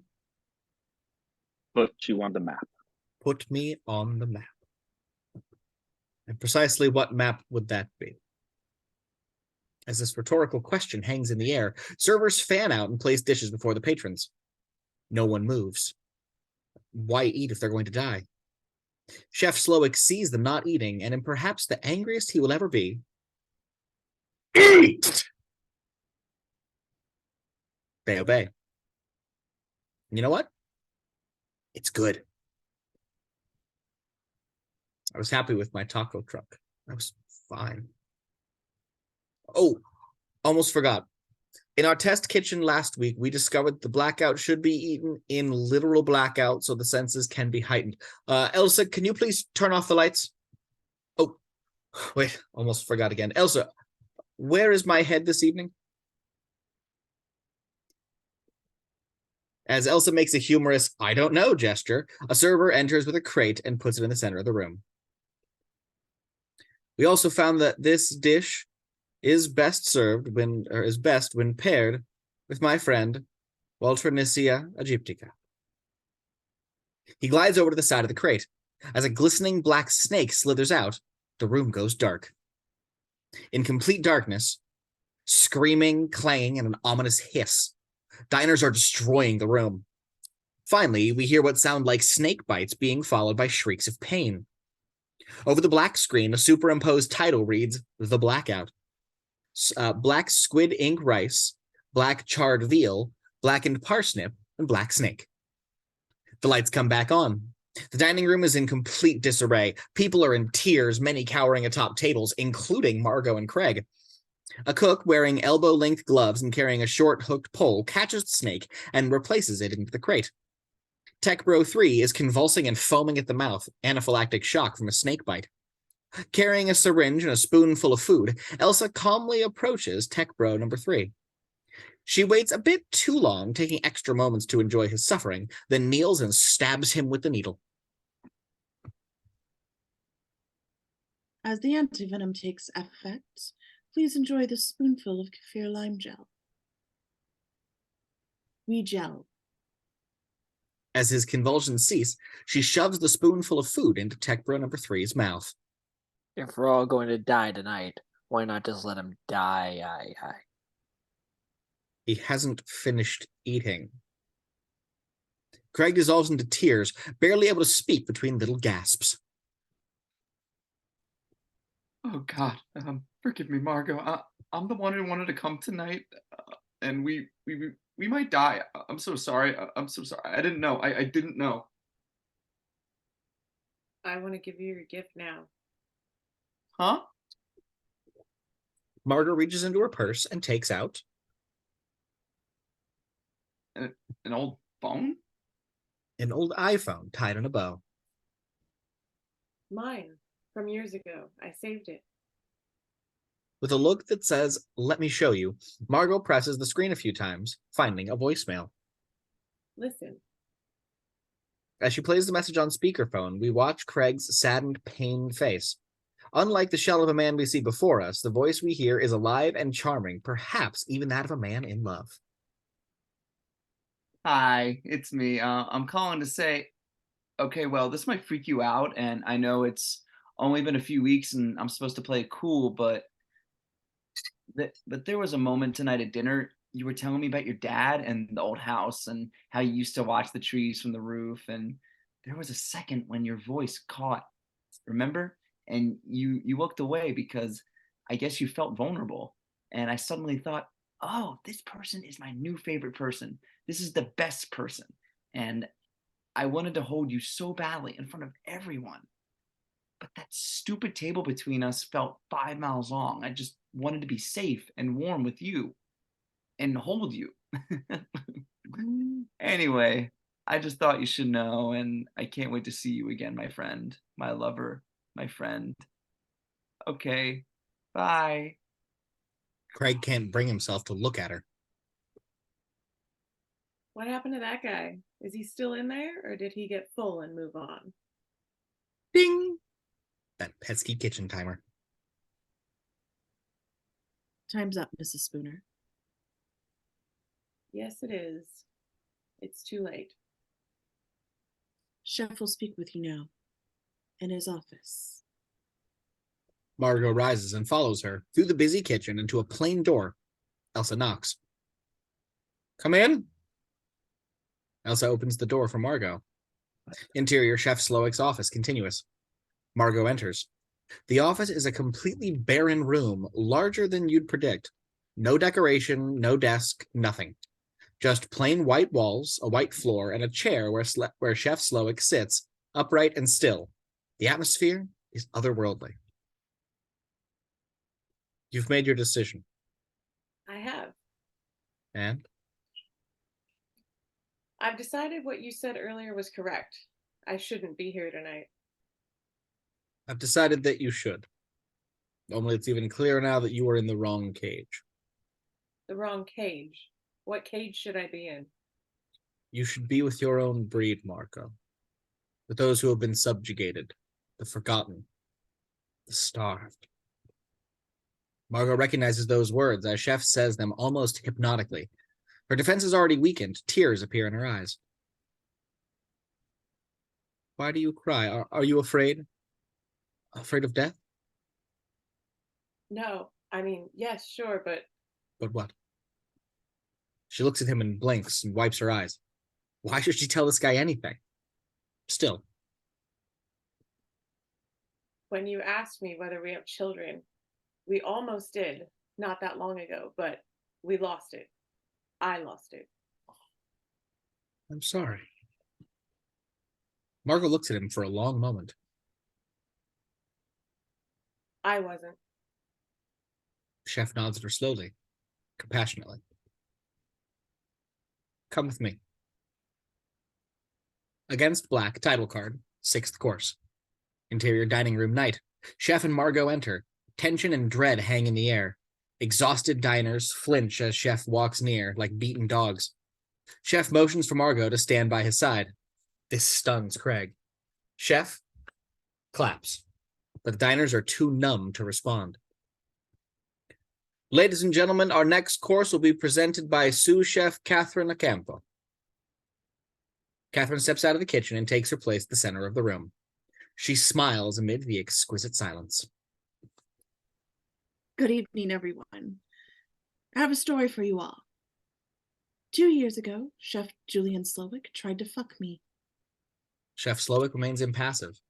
As Katherine speaks, camera slowly semicircles around her from profile to front on. Naturally, I refused his advances. He was angry but not dissuaded. A week later, he tried again. Again, I refused. But he did not fire me. That would be unethical, he must have thought. He just kept me in the kitchen and refused to look at me in the eye or speak directly to me for 8 months, during which time male cooks rose above me in the ranks. This was unjust. Not because I deserved to be treated as an equal, but because I deserved to be treated as a superior. I am better than the male commis in this kitchen. I am better than the male chef de partie. I am better than the male sous-chef. I am better even than Chef Slowik. And he knows it. I should be the star, but I'm not. Because none of you would accept me in that role. Only men get to be the dark, romantic geniuses who suffer from their art. A woman chef is a trooper, a go-getter. A mother hen in the kitchen doing women's work, grandma's recipes with a sly, modern twist. A woman chef doesn't challenge. She nourishes. Isn't that right? Diners shift uncomfortably in their seats. Ted Bloom nods as if he agrees, fingertips on chin, fascinated. I have been groped. I have been leered at. I have deserved more, but earned less. I have not been featured in one fucking shot this entire night by this documentary crew. She shoots an accusing finger at the crew. Sure enough, their cameras are trained on Chef Slowik. All of it an attempt to humiliate me. Well, I will show you what our true humiliation looks like. Our next course is called Humiliation. Please enjoy. Katherine approaches Chef Slowik and stands very close, looking him directly in the eyes. She pulls a small paring knife from her apron and stabs it into his thigh. He accepts it with a slight wince and nod. Katherine and Chef Slowik share a long, meaningful hug. Theirs is a deep understanding that we'll never know. I'm sorry. Katherine smiles at him. He smiles back and pulls the knife from his thigh. A server is there with a tray and a little flour on it to take it away. For the rest of the movie, Chef will have a growing bloodstain on his pants and limp. More servers arrive now, but not bearing plates. Instead, they line up 6 plastic dog bowls on the floor. We view one of the dog bowls in gorgeous slow-motion close-up. Inside rests an impossibly refined version of haute cuisine. A superimposed title reads, 7th course, humiliation. Squid, chorizo, slow-poached egg, and pheasant consomme. The diners exchange glances. Why dog bowls? And why only 6? This course is designed for our gentlemen diners only. Oh, fuck. Ladies, enjoy your palate-cleansing Calvados sorbet. The women diners are presented with little ice cream bowls. Gentlemen, please remove your pants. The men sit there dazed. What did he just say? Servers, please assist the gentlemen with their pants. Servers approach each male customer, physically lifting the resistant men from their chairs. As burly cooks raise the threatening cleavers, the servers begin removing the men's pants and underwear. What do you get? What do Get you- the fuck Get off the fuck me. off me. What are you doing? Hey. Stop. Chef Slowik smiles at Margot as though they share a private joke. Then she looks at Craig, who looks back at her, helpless and hurt, betrayed, as he's being stripped. Soon, the scared men are nude below the waist.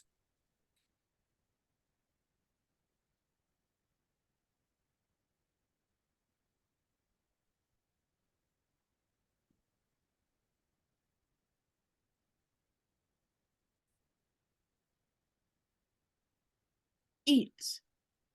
Get down and eat. They do as they're told.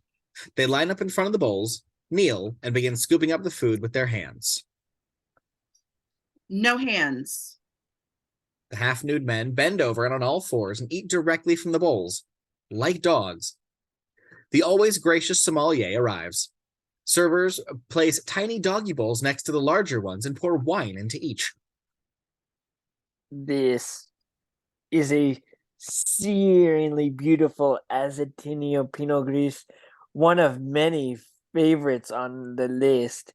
Actually, Cormonte St. Katherine from Weinbach.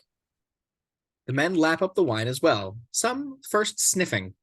Margot is not smiling at the sight, but she's not entirely unhappy either. Some perverse part of it feels good. Other female diners seem to share this feeling. Finally. Enough. Please sit. Margot returns to her table.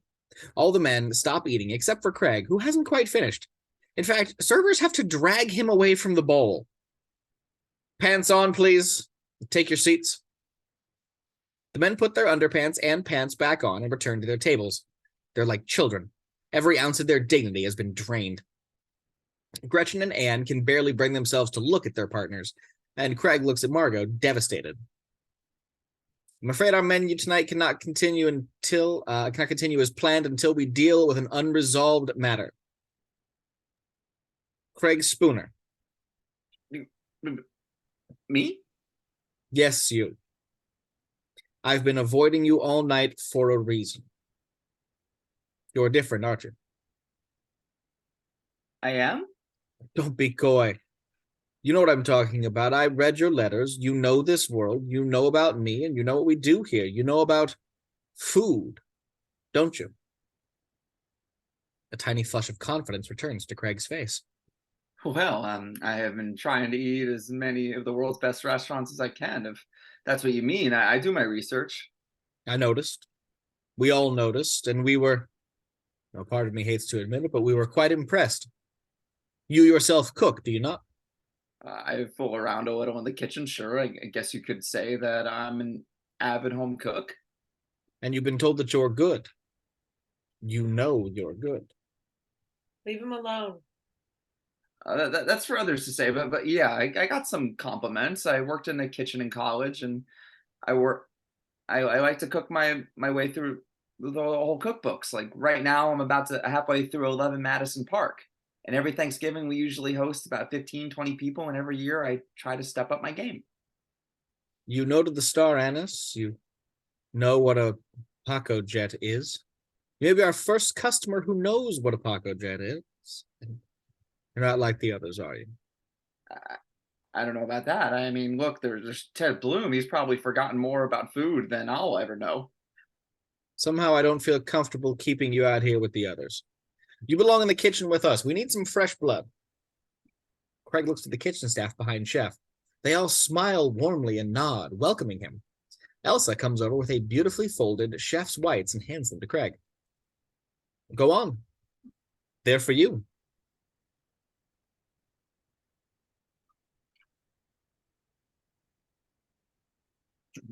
Craig, don't. Craig hesitantly dons the whites and apron, tying the belt around his waist. A server approaches and places little tongs and a meat thermometer in his left sleeve pocket. Another server brings a mirror so Craig can admire himself. The word Hawthorne is embroidered on the breast, as is miraculously Craig. Craig looks over at Margot. He can't help but feel a little proud despite the fucking weirdness of it all. That's more like it, don't you think? You look wonderful. Mr. Handsome Boy. Craig doesn't quite know what to say. Pause. Now cook. What? Cook. You're a good cook. So cook. What do you mean, cook here? Me? I'm not prepared. I could never. Not prepared. You are 10 feet away from a fully stocked world-class kitchen. Now show me. Craig fumbles for an answer for a moment until Chef Slowik starts shooting him into the kitchen. Cook! Cook! Cook! Go on now! Cook! Chef Slowik seizes Craig by the shoulders and positions him in front of the burners. The other chefs halt work to watch. Cook something. Trying to stay strong, Craig takes a pan and puts it on the burner. What do you need? We have everything. Just tell me what you need for your dish. Leeks? Get the cook some leeks. Yes, chef. Someone hands Craig 2 leeks. Craig's hands shake as he takes a knife and finds a nearby cutting board. What else? Shit? Would you like some shit? No, but shallots. Shallots for the great foodie, Mr. Food himself, Foodie McFooders! Somebody hands Craig 2 shallots. Craig is so flustered that he can cut only haphazard chunks, like with the leeks. Margot watches horrified from the dining room. Everybody pay close attention. We must learn from Craig. This is a new dicing method of which we have been woefully ignorant. What next? Butter? Butter. Leeks and shallots sauteed in butter. I bear witness to a revolution in cuisine. Leave him alone. Craig is given butter. He's so nervous at this point that he lamely dumps it into the pan, followed by the leeks and the shallots. Someone hands him a piece of lamb, which he dutifully, numbly puts in the pan too. Same with the carrots and the capers. Salmon roe, strawberries, eggs. The cooks just hand him shit, and to their amusement, he puts it in. A horrible, grotesque comedy. They hand him a spatula. Completely out of body, he stirs. Is it done? Or would you like to jam it in the Paco jet? Then plate it. Someone produces a plate, and Craig basically just dumps the food onto it. He tries to arrange it in some artful way, but his hands tremble, and it's just terrible. Shall I taste it? Craig can't even respond. He's crying. I think if you want to work at Hawthorne, I should taste your cooking, don't you? Craig takes a spoonful of Craig's food and lifts it to his mouth. Just as he's about to try it, against black title card, supplemental course. Close on Craig's hideous plate, a superimposed title read, Craig's bullshit. Undercooked lamb, inelegantly reduced strawberry salmon leek butter sauce, utter lack of cohesion. Chef Slowik puts a forkful into his mouth. He looks to be savoring it. Craig watches him through tears.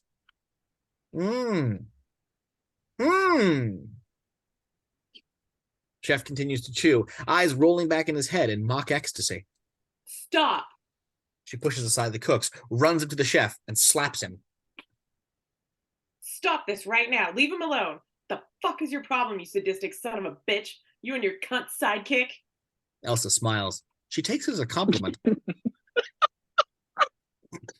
My husband may not be perfect, but he doesn't deserve this. No one does. Come on, Craig. Chef calmly spits out Craig's food into a napkin. I meant no harm. I simply wish to demonstrate to Craig here how the mystery has been drained from our art. People like you feel knowledgeable and informed about our craft, but you are not, and you will never be. You see that now, don't you? Craig? Yes. Yes, what? Yes, chef. But if you really wish to cook, you can start as we all did, at the bottom. So, you can go back to the table with your wife, or you can stay here with us in the kitchen at Hawthorne, washing dishes. Craig looks back and forth between Chef and Margot. Which will you choose? His spirit broken, Craig, shoulders slumped, head bowed, robotically plods to the dish station at the back of the kitchen and starts rinsing plates with a dangling flex hose. The man wants to work his way up. You have to respect that. Greatness begins at the bottom. I learned that as a child in Bratislava. Back in the dining room, Felicity makes a face. So does Gretchen. Didn't he say Iowa before? Close on Margot, looking back and forth between Chef and Craig. Yet a new level of incredulity. Now you. Follow me. Chef leads Margot into the pastry area, where the cheery female pastry chefs, faces plotted with flour, ply their craft. They greet Chef Slowik as he passes. We have only one more savory course left on the menu. That means we have to prepare for dessert. Margot has no idea what to do with this information, and she's still shaky from what just transpired. Dessert requires a large barrel that is supposed to be there in that corner. Do you see the barrel? No, I don't see a barrel. Neither do I. That is because my negligent employee Elsa forgot to assign someone to bring it. Elsa, always somehow nearby, looks gutted by her error. You will fetch the barrel instead. Me? You remember the smokehouse? Yes. Chef, perhaps a member of the kitchen staff should. No, Elsa, we need to know once and for all which side Mrs. Spooner falls on. She knows and accepts that she is going to die, but she's with us now. With me, isn't that right? Yes. Yes. What? Yes, chef. Elsa, give her the smokehouse key. Yes, chef. Elsa slides the key off of her big key ring and, against her better judgment, hands it to Margot. Go. Margot looks at him, then at her husband, dutifully rinsing dishes amid a spray of hot, steamy water, as if born for the job. Margot's incredulity shifts to someone who's at something we've not seen this entire time. Ease. Almost a hint of a smile. Yes, chef. Exterior, Hawthorne, night. A clear, beautiful evening lit by moonlight. Calls of insects and night birds. Margot walks purposely across the lawn. She's actually going through with this. She appears committed. Not far off looms a patch of woods leading to the smokery. Exterior woods moments later. Margot enters the dark forest. Up ahead is the small smokehouse lit by a single dim porch light. As she walks, she hears a rustling sound in the woods and a distant snap. She stops and turns to listen. Nothing. Then she looks down at the key in her hand. Interior smokehouse night. Margot enters and flips on the overhead light. Sure enough, there's a barrel resting against the hanging ocean trout. She approaches the barrel as if to retrieve it, but instead she reaches behind the barrel where a scaling knife hangs by a nail on the wall. Taking the knife, she glances out a small window and spots Chef Slowik's cottage bathed in moonlight. Interior dining room night. The dining room is silent. Chef Slowik enters and is about to clap when the movie star rises to his feet, scared but brave. Excuse me, Mr. Slowik. I have something to say. Chef turns to him. The famous actor summons all of his experience and talent for this crucial moment. I want you to know I truly understand the premise of this evening. Everyone here is being punished, including you. But I don't deserve to die. None of us do, especially my friend here, my assistant. Felicity looks up at him. I'm famous. I can't change that. And with fame comes fortune, but I've come by my success honestly, and I've tried to treat people, everyone, with compassion and respect. I don't consider myself better than anyone in this room or on this planet for that matter. Quite the opposite, in fact. We actors often suffer from worse self image problems than average people. He looks at Felicity and smiles warmly. She smiles back. As for my friend, let me tell you about my wonderful friend Felicity. We're shooting up in Vancouver. Had a couple days off, and she simply wanted to give me a treat. It's been a miserable year, and you see, I felt quite lost and afraid. She simply wanted to cheer me up. Forgive me, but you know nothing about Felicity. She's complete stranger to you. You know nothing of her life, of her pain. She's innocent. She's wonderful, which is why I implore you, please let her go. Thank you for listening. Chef Slowik stares at him, unmoved by his little speech. Do you wish to know why you're being punished? Yes?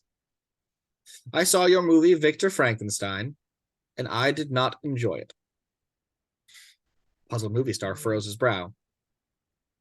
It was a Sunday, my one day off in months, and I saw Victor Frankenstein alone in the cinema. It's a weird movie to go out of your way and see. I'm a weird man, and a very big fan of Shelley's Frankenstein or the modern Prometheus, which you ruined. You undercut the power and the value of the Frankenstein myth. You turned a crucial metaphor into a cheap action movie. I didn't direct it. I just acted in it. I'm just an actor. What did you do with the money you made from it? You already have more money than God. Did you give it to charity, to children? I give a lot to charity. Right, Felicity? He does, frequently. Wasn't there a dog thing recently? That dog thing.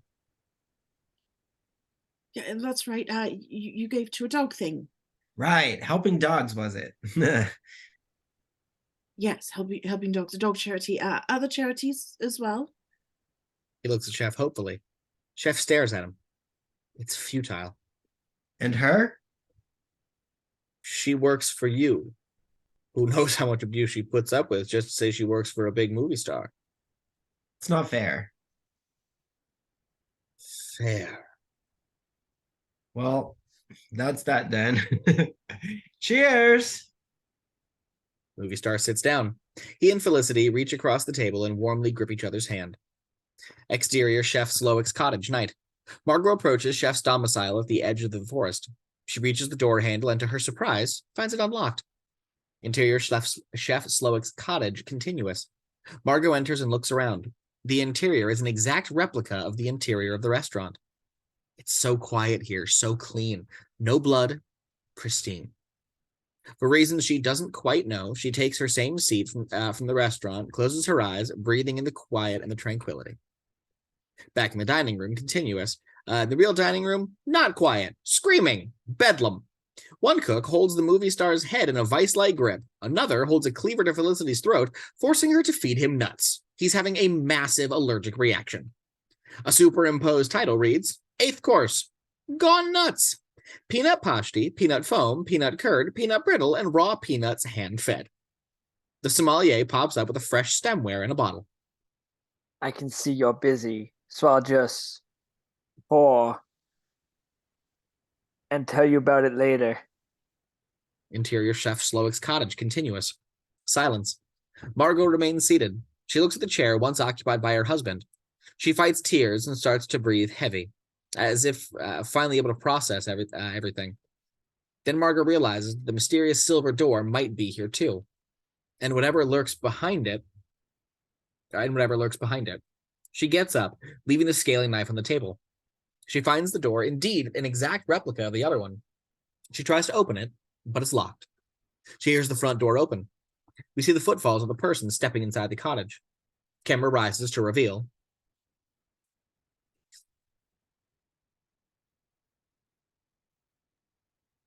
I told you when you arrived that no one may enter Chef's home, and you have disobeyed this rule. Elsa sees the knife on Margot's table and smiles. Margot enters the dining room, ready for a confrontation, and sees Elsa holding the knife. Fuck. I worry about the customers so Chef can worry about the menu. And you have made my job difficult. Elsa takes a step towards Margot, who braces for whatever attack Elsa might unleash. But yet, I admire you. How you've carried yourself. How you've talked to him. He is, after all, just a man, isn't he? Yes. He is just a man. Extending the knife, Elsa takes a couple of threatening steps towards Margot. Margot sprints for the front door, but it's locked. Then she turns back to Elsa and picks up the nearest weapon she can find, a chair, and raises it high. Elsa looks at her and laughs, then slits her own throat with the scaling knife. Margot puts down her chair and manages to catch Elsa before she falls to the ground. Through disgusting gurgles, Elsa manages a final whisper. I just remembered. What's that? I neglected to refold your napkin when you went to the ladies' room earlier. Apologies. Elsa dies. Margot lays Elsa down, then takes the key ring from her pocket and returns to the silver door. Interior of the secret room continuous. A lovely room, a real office and man cave, warmly lit and beautiful. Fragments of an actual life. A desk, comfortable leather furniture, stacks of recipe books, a lava lamp, and photos. Young Chef Slowik smiles with his mentors and classmates from culinary school. A graduation of some kind, Slowik happy and optimistic. His restaurant, Tauntless, in New York. He's clowning in front of it. Slowik opening Hawthorne, standing with Doug Verrick. Slowik looks deadly serious, joy drained from his face. Then Margot notices a radio on a shelf across from his desk. She dashes towards it and fiddles with the transceiver. Hello? Hello? Is anyone there? Can anyone hear this? Hello? Can anyone hear this? Can anyone fucking hear me? Hello? Hello? Who's this? Coast Guard, who am I talking to? Oh, thank Christ.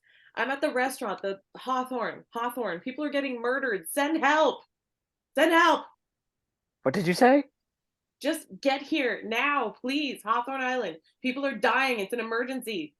Okay, just don't move. Interior Chef Slowik's cottage, night. Margot staggers back into the dining room and, stepping over Elsa's body, retakes her seat. Silence. Then a startling clap from an intercom speaker.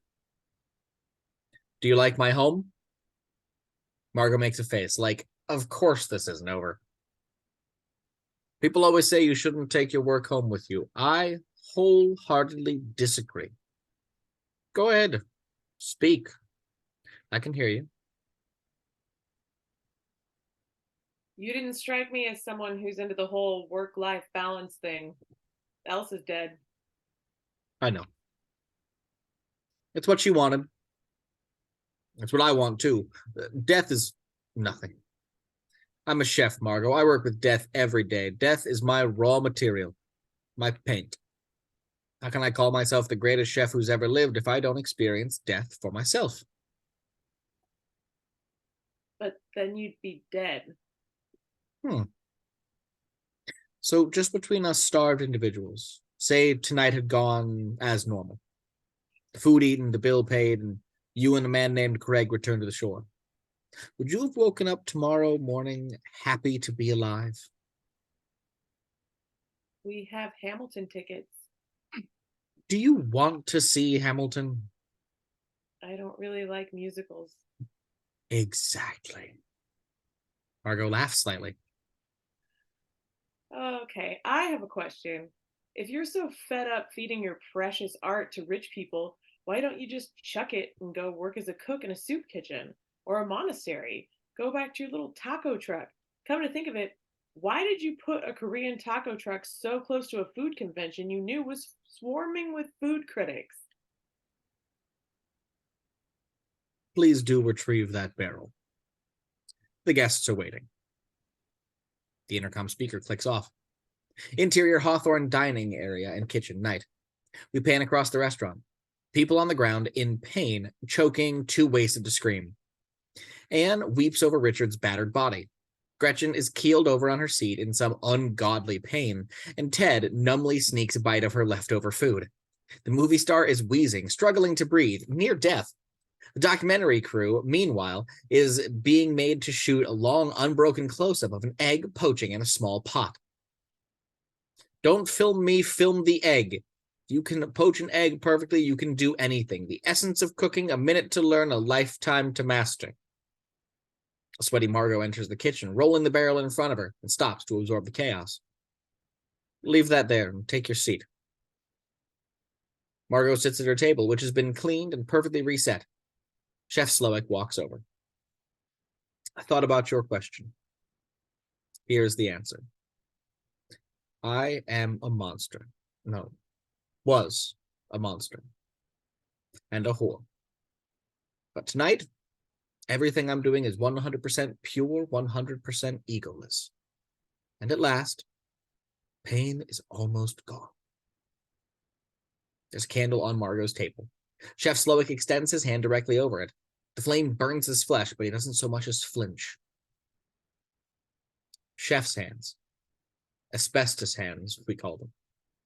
I can carry a cast iron pan from a 550-degree oven to your table with no protection. That's a cook's training. But this isn't. Now Chef Slowik bends over and holds his cheek to the flame, burning the side of his face for so many seconds. It crackles. Margot turns away. Chef Slowik stands upright, now sporting a gruesome burn. He extinguishes the candle with his thumb and forefinger. Smoke trails up.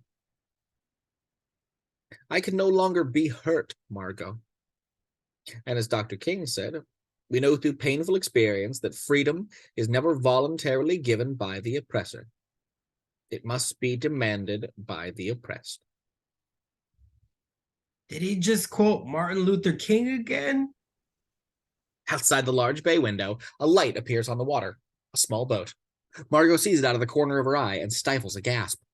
Chef Slowik spots it too, for a moment frozen with indecision, perhaps even fear. Then a calm comes over him. He knows what to do. So you found our radio. Clear the dining room immediately. Servers appear from everywhere and get people seated again. Wipe down the floor, their work hyper-fast and spotless. One server administers an EpiPen to the movie star and his breathing begins to clear. Another applies a white bandage to Chef's cheek and ties a new apron around him to mask his blood-soaked pants. Margot looks down at the window and sees a lone Coast Guard officer stepping out on the dock. No backup. Not good. See, we have an unexpected guest. Sadly, we are fully booked tonight and cannot accommodate him. You will be tempted to ask him for help, to plead even. This would be unwise. He cannot help you. The guests look unconvinced and exchange conspiratorial glances. How can they let this opportunity pass?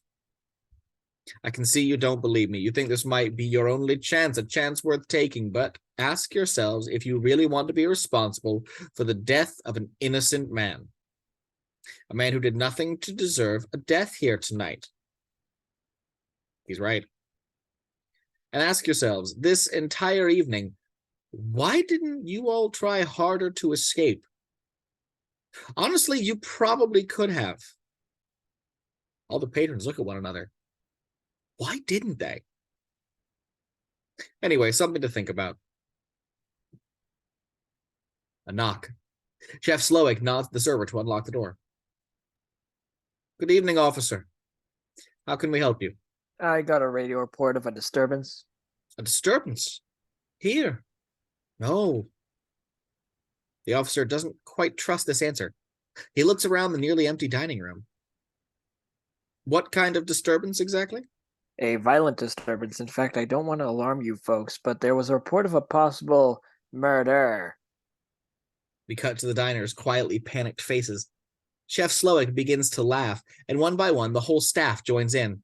The diners play along wearily with forced smiles.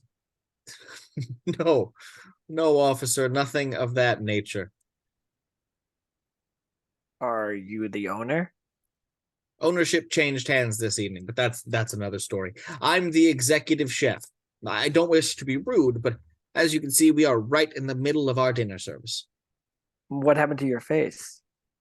If you must know, I have been undergoing treatment for skin cancer. Oh, okay. Are these your only guests? Tonight is a private event. We're peer testing a new concept menu. Not quite understanding that, the officer looks around at the diners. They seem composed enough. Did anyone here call a distress on the shortwave tonight? All shake their heads, even Margot. We are not in the habit of serving our guests shortwave radios with their meals. The cooks laugh again, maybe a little too hard. The officer notices the movie star panting at his table. Hey, aren't you? Yes. Oh, wow, I'm a big fan, Mr. Eastwood, right? It's actually Eatswood. Oh, Clint Eastwood. Shit, sorry. Would you like his autograph? Oh, I mean, I don't want to bother you. Well, actually, I do. No bother at all. The server arrives with a pen and paper on a tray. What's your name? Doug. Doug. You're great. I love that, what's it called? The Frankenstein and the hang 'em high, and then Eastwood takes on. Yes, Victor Frankenstein. Yeah, great stuff. The movie star smiles sadly and hands over the autograph. Thank you. Okay, well, sorry again to bother you. Well, not sorry. You folks, I'll be going now. Oh my god. Thank you for your service. The officer turns and walks towards the door. And then we see from his POV a smear of blood on the floor, perhaps the only one missed by the waitstaff. The officer stops, whips out his gun, and points it at Chef Slowik.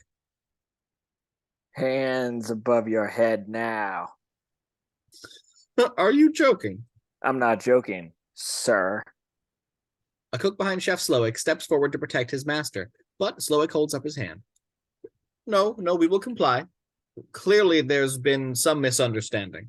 Get down on your knees with your hands up now, except Eastwood. Chef Slowik draws us a long breath and kneels.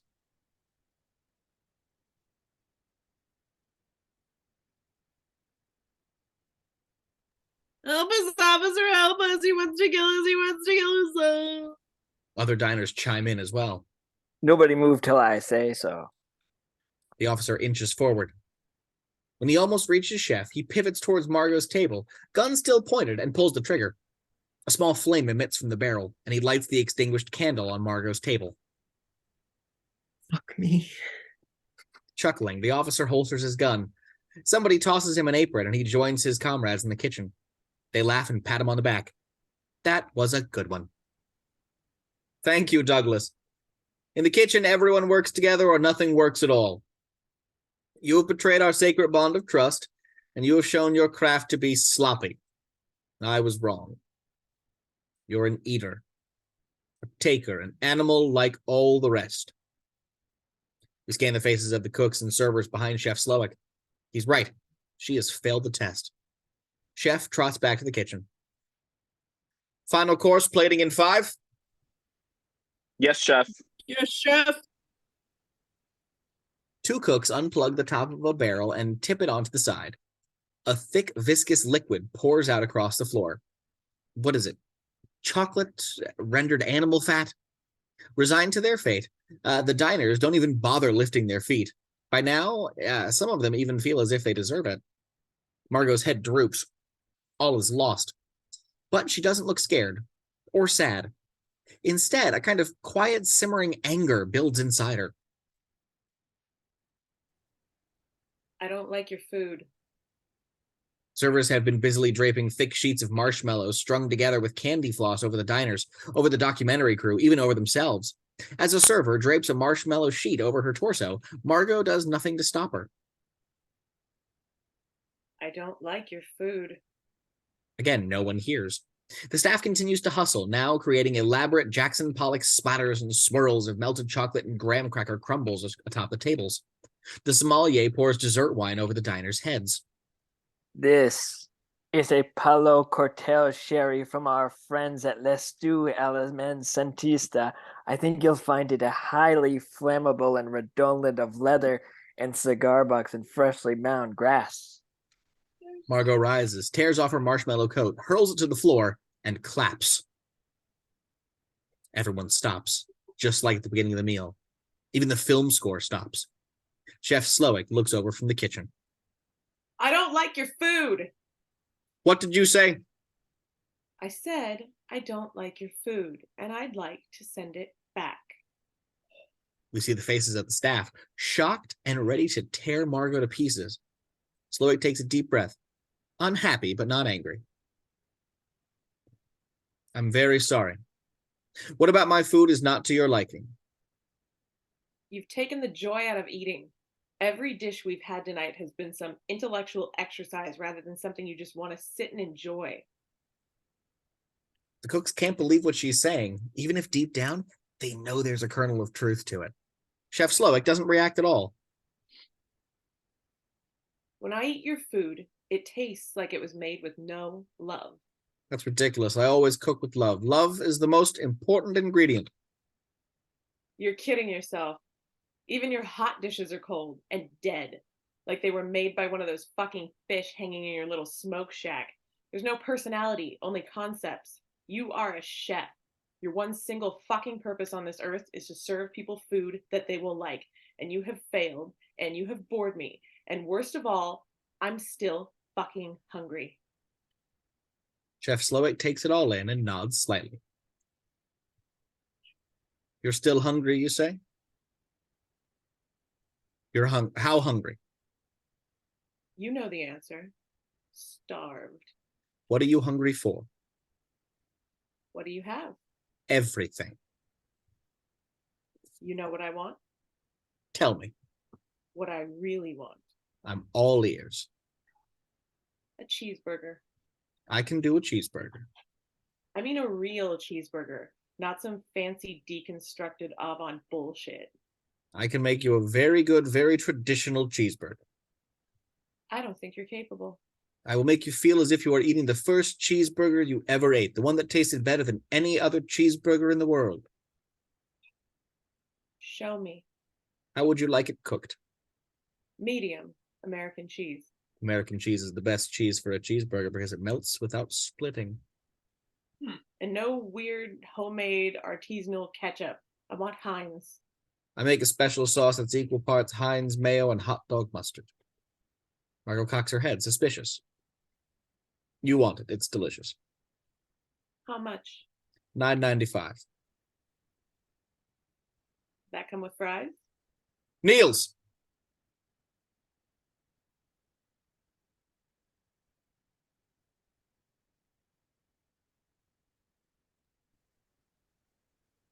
Yes, chef. The fryer's still on. Yes, chef. Crinkle cut or julienne? Later, the sound of cooking. Slowik is alone in the kitchen. The rest of the staff has gathered in the dining room, chatting amiably with diners. The tension of the room has dissipated. Everyone seems fine. Margot waits patiently. Chef emerges from the kitchen and, sloshing across the liquid still covering the floor, places a plate in front of her. It looks, no shit, like the best fucking cheeseburger ever. A superimposed title reads, Supplemental Course, a cheeseburger. Just a well-made cheeseburger. Margot looks at it and nods. All present, diners and kitchen staff, servers, sommelier, film crew, Mama Linda, watch carefully as she takes a bite, closes her eyes, and chews slowly. The moment is suspended. What's the verdict? Now that is a cheeseburger. Yes, that is a cheeseburger. They smile and share a moment. She takes another bite. Unfortunately, my eyes were a little bigger than my stomach. Meaning? Can I get the rest of it to go? Dolly in on Slowik as he thinks.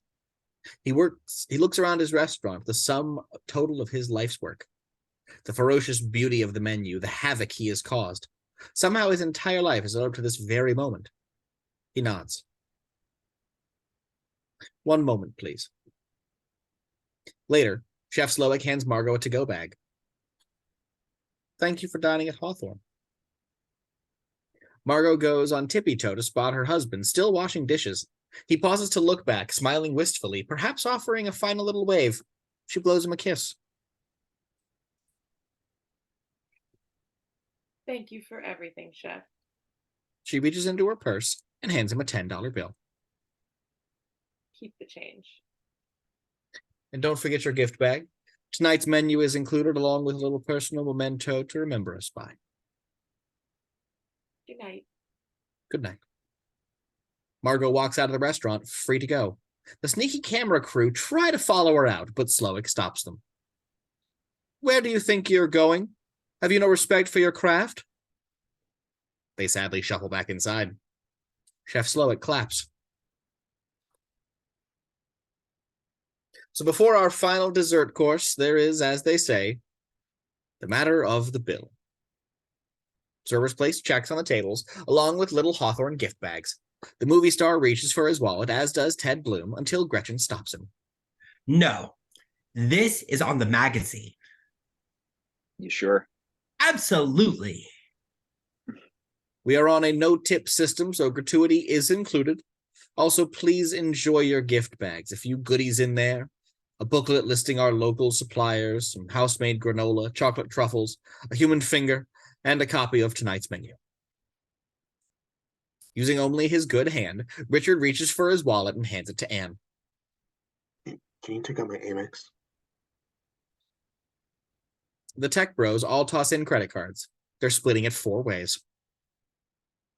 And now, our final dessert course is a play on our traditional campfire classic, the s'more. Exterior Hawthorne Island night. From afar, we see Margot board the Coast Guard boat. Interior Coast Guard boat night. Margot steers the boat with one hand on the wheel, gazing wearily into the distance. Hawthorne Island at her back. Bright flames rise inside the restaurant. Margot's other hand rises into frame, holding the leftover cheeseburger. She takes a bite. Against black, title card, final course. Exterior Hawthorne Island morning. Daylight has finally arrived. Firefighters and emergency crew workers scavenge through the charred remains of Hawthorne Restaurant. We steadicam through the wreckage, passing the remains of the dining room, the remains of the kitchen, and the remains of the diners and the staff. A superimposed title reads, Final Dessert Course, S'more. Marshmallow, chocolate, graham cracker, customers, staff, restaurant. We finally reach the locked silver door, the portal to the room inside, which remarkably has not been burned. It's like a jumbo-sized version of the black box on an airplane. Officers blow the door with an explosive charge, and it flies open in a plume of smoke. We continue through the door. When the smoke clears, we see the interior. A beautiful, perfectly preserved office like the one in which Margot used the radio. Only this one has 3 small tables lined up side by side. On the left-hand table is the camera from the documentary crew, along with all of their tapes. On the right-hand table is Chef Slowik's smiling, severed head on a platter. And in the middle table are Chef Slowik's 2 severed hands, positioned perfectly upright so that they are holding Chef Slowik's menu, with all the courses we saw the night before, listed in order. The shot stops once the menu fills the entire frame. The superimposed title appears, The Menu. And that is the very different version, I guess, of the menu. Thank you so much for joining us. And, we'll see you all at the next one. Bye-bye.